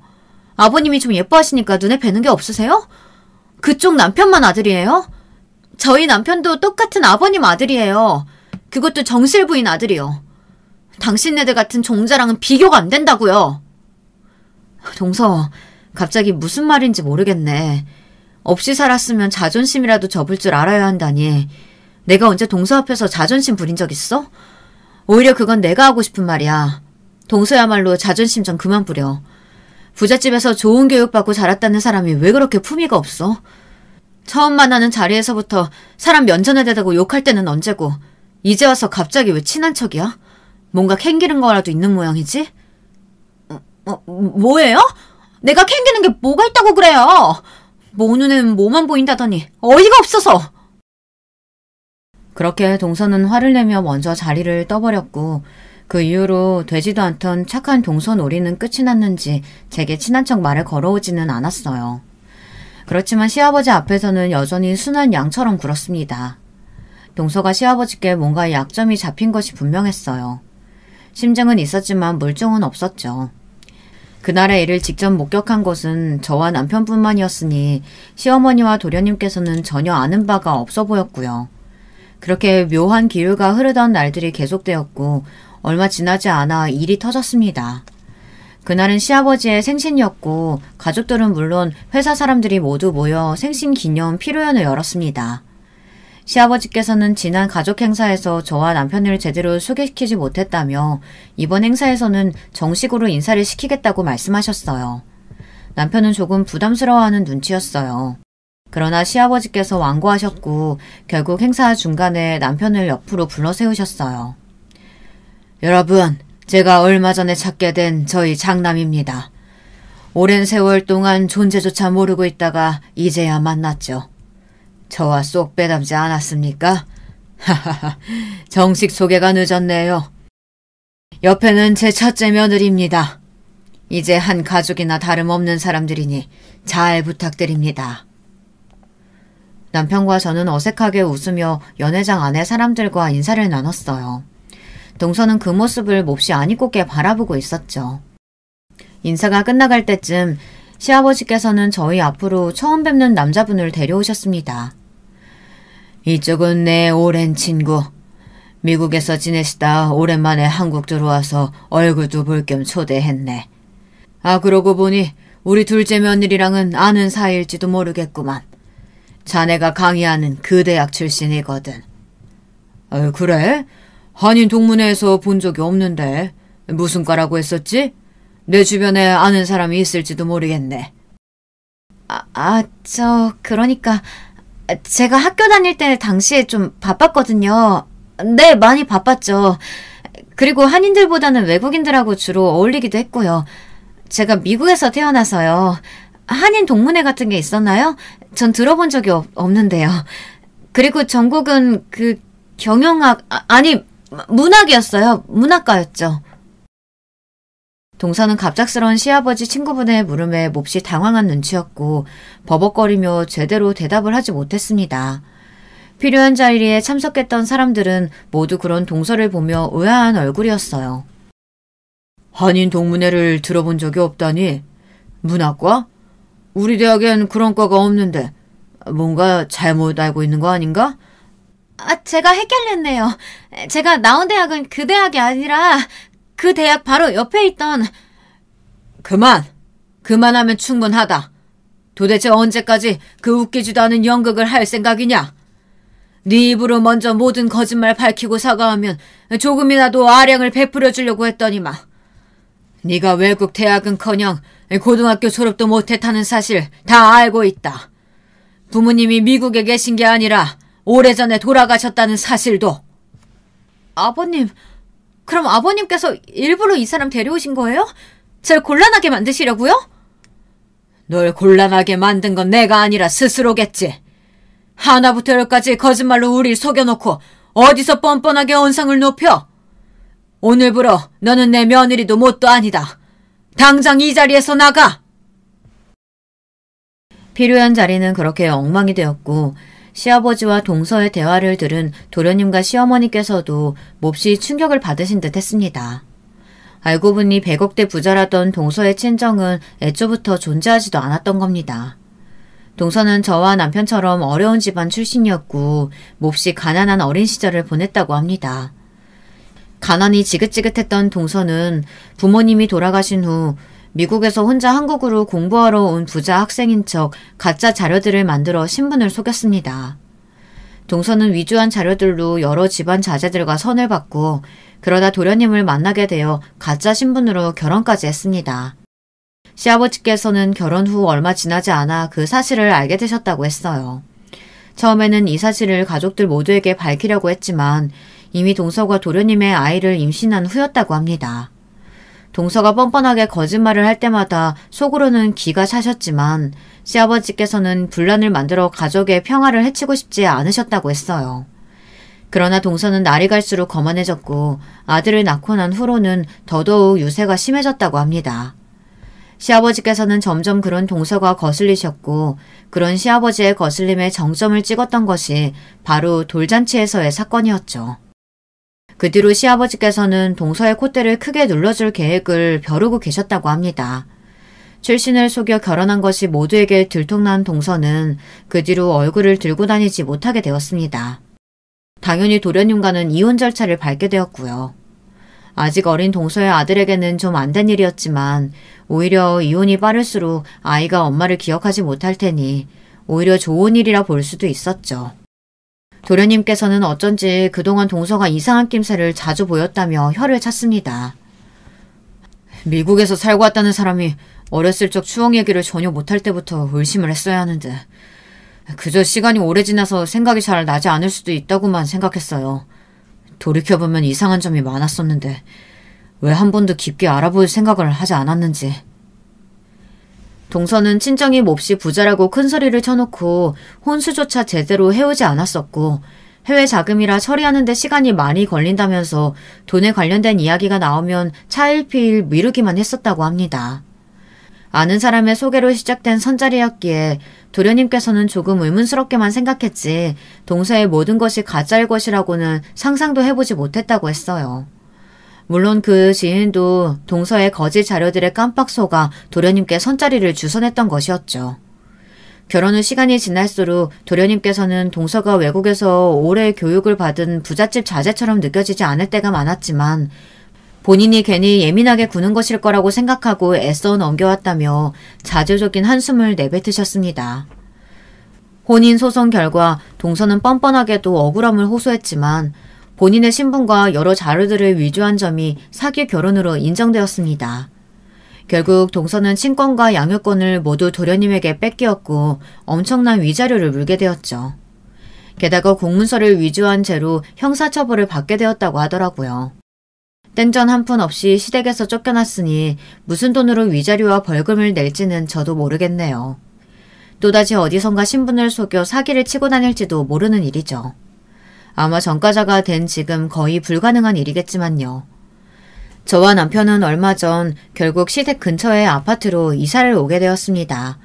계속해서 거절했지만 시아버지께서는 몹시 완고하셨어요. 이건 저희를 위해서 선물로 주시는 것이 아니라 본인을 위해서 하시는 일이라면서 조금이라도 시댁에서 가까운 곳에서 지내야 얼굴을 더 자주 볼 수 있지 않겠냐며 군마을 말고 들어가 살라는 말씀에 결국 백기를 들게 되었죠. 시아버지께서는 저와 남편의 아파트뿐만 아니라 저희 어머니께서 지내실 집도 마련해 주셨습니다. 한사코 거절했지만 저희 어머니께서 혼자 지내고 계신다는 사실을 알게 되신 후로 신경이 많이 쓰이셨던 모양이더라고요. 돌아가신 남편의 어머니가 생각나 마음이 무거우시다면서요. 동생들 이야기를 듣고 동생들에게까지 도움을 주신다는 걸 한사코 말리느라 혼났네요. 요즘도 여전히 시댁 식구들은 온 가족이 모여 함께 한 달에 한 번씩 저녁 식사를 합니다. 식사 시간마다 매번 재수없게 굴던 동서가 사라졌으니 저녁 식사가 즐겁지 않을 이유가 없었죠. 시아버지 덕에 생전 먹어보지 못했던 고급스러운 음식을 먹느라 요즘 입이 아주 호강하고 있습니다. 제가 살아온 이야기를 이렇게 길게 누군가에게 털어놓는 것은 남편을 제외하고는 처음이네요. 여러분들께서 재밌게 들어주셨을진 모르겠어요. 제가 글재주가 별로 없어서요.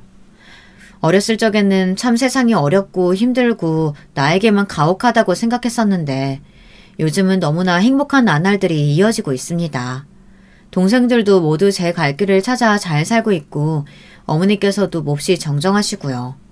이 모든 게 전부 저희 남편을 만난 덕에 일어난 일인 것 같아요. 사람에게는 무엇보다도 함께 곁을 지켜주는 사람이 가장 중요하다는 것을 느끼는 요즘입니다. 여러분의 곁에도 저처럼 좋은 사람들만이 가득하기를, 그리고 언제나 평안하고 행복한 삶이 되시기를 바랄게요. 감사합니다.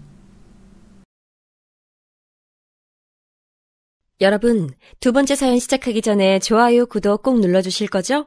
그럼 두 번째 사연 바로 시작합니다. 안녕하세요. 저는 서울에서 두 딸과 남편과 행복하게 사는 40대 여자입니다. 얼마 전에 저한테 인생 최고의 사건이 일어났어요. 도저히 혼자만 알고 있기엔 아까워서 제보하게 됐습니다. 저는 제가 이런 경험이 생길 줄은 전혀 기대도 하지 않고 살았는데 동서가 저를 이렇게 만들어줬어요. 동서는 제가 태어나서 만난 사람 중에 제일 특이한 사람이거든요. 여러분도 제 사연 한번 들어보시고 동서에 관해 판단해 주시길 바랍니다.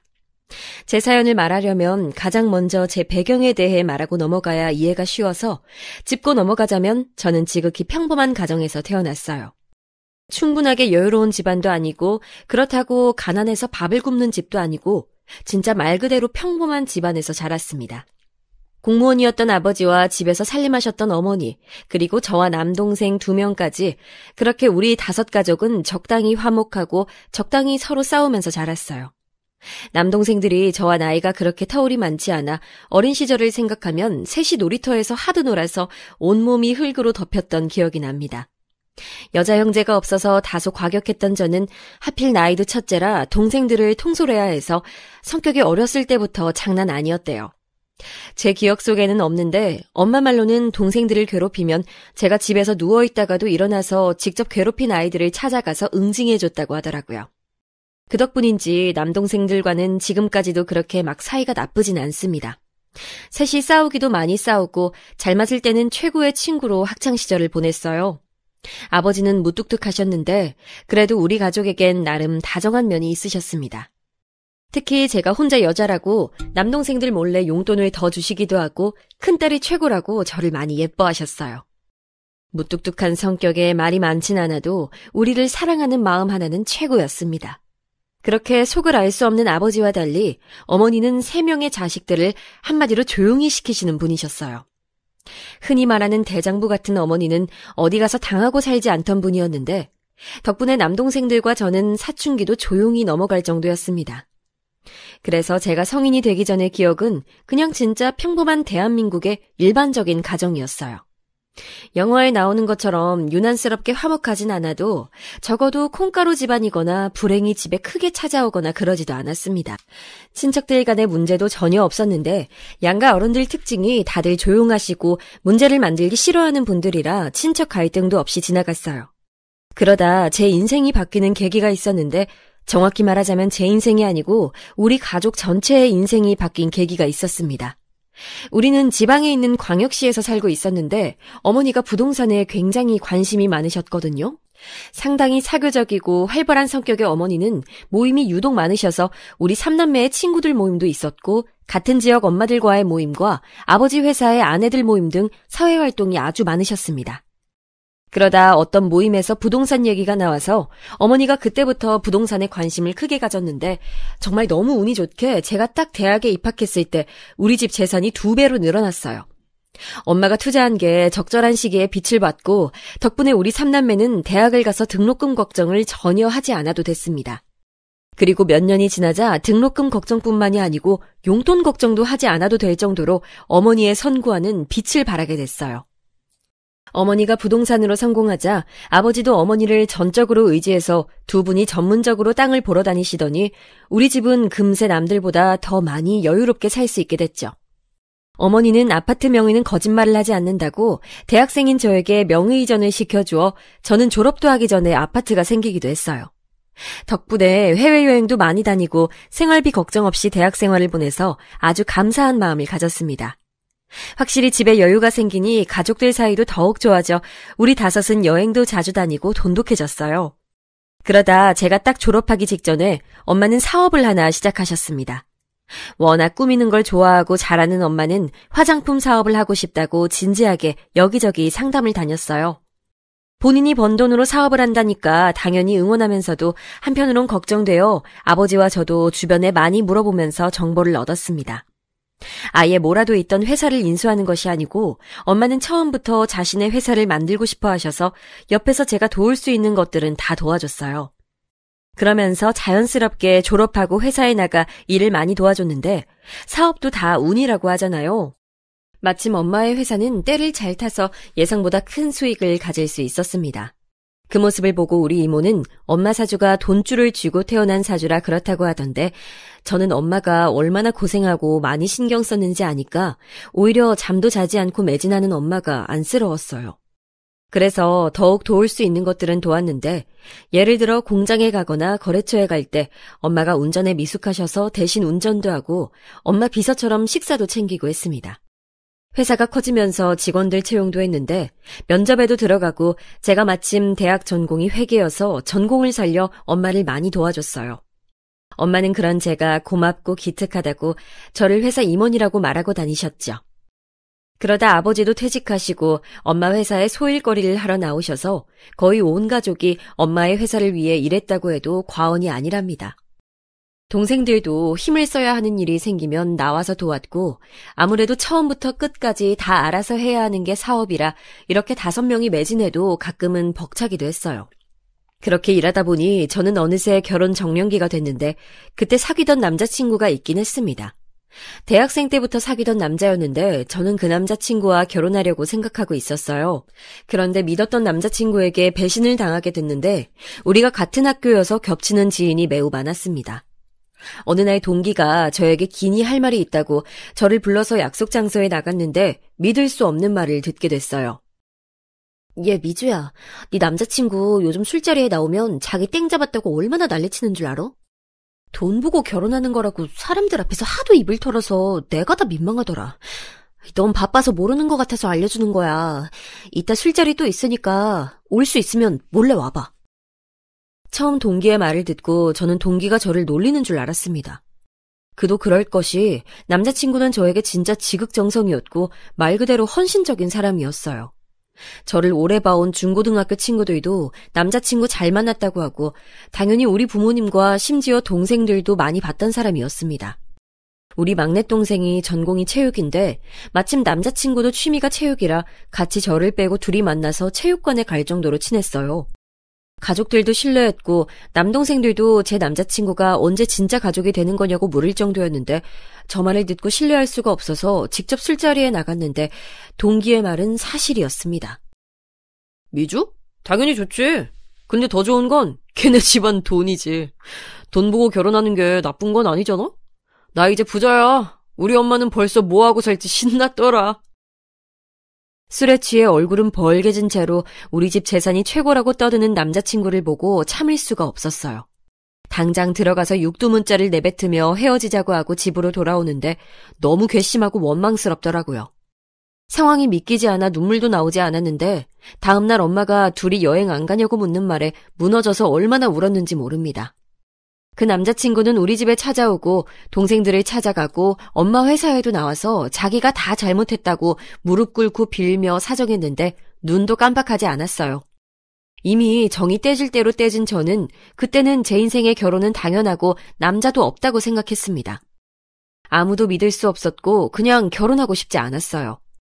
그런 제게 엄마는 머리도 식힐 겸 여행을 혼자 다녀오라고 하셨는데 저도 마침 회사 일에 몰두하느라 모든 게 지쳐서 엄마 말대로 유럽으로 여행을 가게 됐습니다. 혼자 떠난 여행이라 설렘과 두려움을 안고 나섰는데 운명처럼 거기서 지금의 남편을 만나게 됐죠. 절대 결혼은 없다고 연애도 하지 않을 거라고 술에 취해 가족들 앞에서 내뱉었던 게 얼마 되지도 않았는데 지금 생각해도 웃기네요. 여행하다 우연히 만났던 남자친구는 저보다 2살 어렸는데 대학을 졸업하고 본격적으로 취업하기 전에 여행을 왔다고 했습니다. 첫 만남이라 그랬던 건지 평생 엮일 거라 당연히 생각하지 않고 저에게 일어났던 어이없는 결혼 파투를 얘기하니 자기 일처럼 진지하게 들어주는 모습에 안정감을 느꼈어요. 그리고 그렇게 인연이 끝난 줄 알았는데 돌아오는 비행기에서 마주치고 서로 놀라서 한국 오는 비행기에서 얼마나 둘이 많은 얘기를 했는지 모릅니다. 한국에 도착하고 서로 연락처를 교환하고 몇 번 더 만났는데 그렇게 진지하게 연인관계로 발전하게 됐어요. 사실 연애를 시작할 때까지만 해도 당한 게 있어서 결혼 생각은 하지 않았는데 2년째 사귀다 보니 진지하게 결혼 생각이 들었습니다. 처음 만났을 때부터 한결같고 다정하고 무엇보다 우리 집 재산에 전혀 관심이 많지 않은 모습을 보니 이 사람이라고 느끼게 됐어요. 엄마에게 고민을 털어놓으니 엄마는 한번 일단 데리고 오라고 하셔서 데려왔더니 저보다 엄마가 더 제 결혼에 진심이 되었습니다. 아니, 생긴 것도 그렇고 생각이 깊은 것도 그렇고 딱 내가 원하던 사이야. 엄마는 대놓고 제 남자친구를 마음에 들어 하셨고 아버지도 남동생들도 다 환영하는 분위기였어요. 그렇게 저는 예비 시댁에 방문하게 됐는데 사실 처음 갔을 때 깜짝 놀랐습니다. 왜냐하면 평소에 남자친구가 말하지 않아 몰랐는데 시댁은 가정 형편이 그렇게 좋은 편은 아니었어요.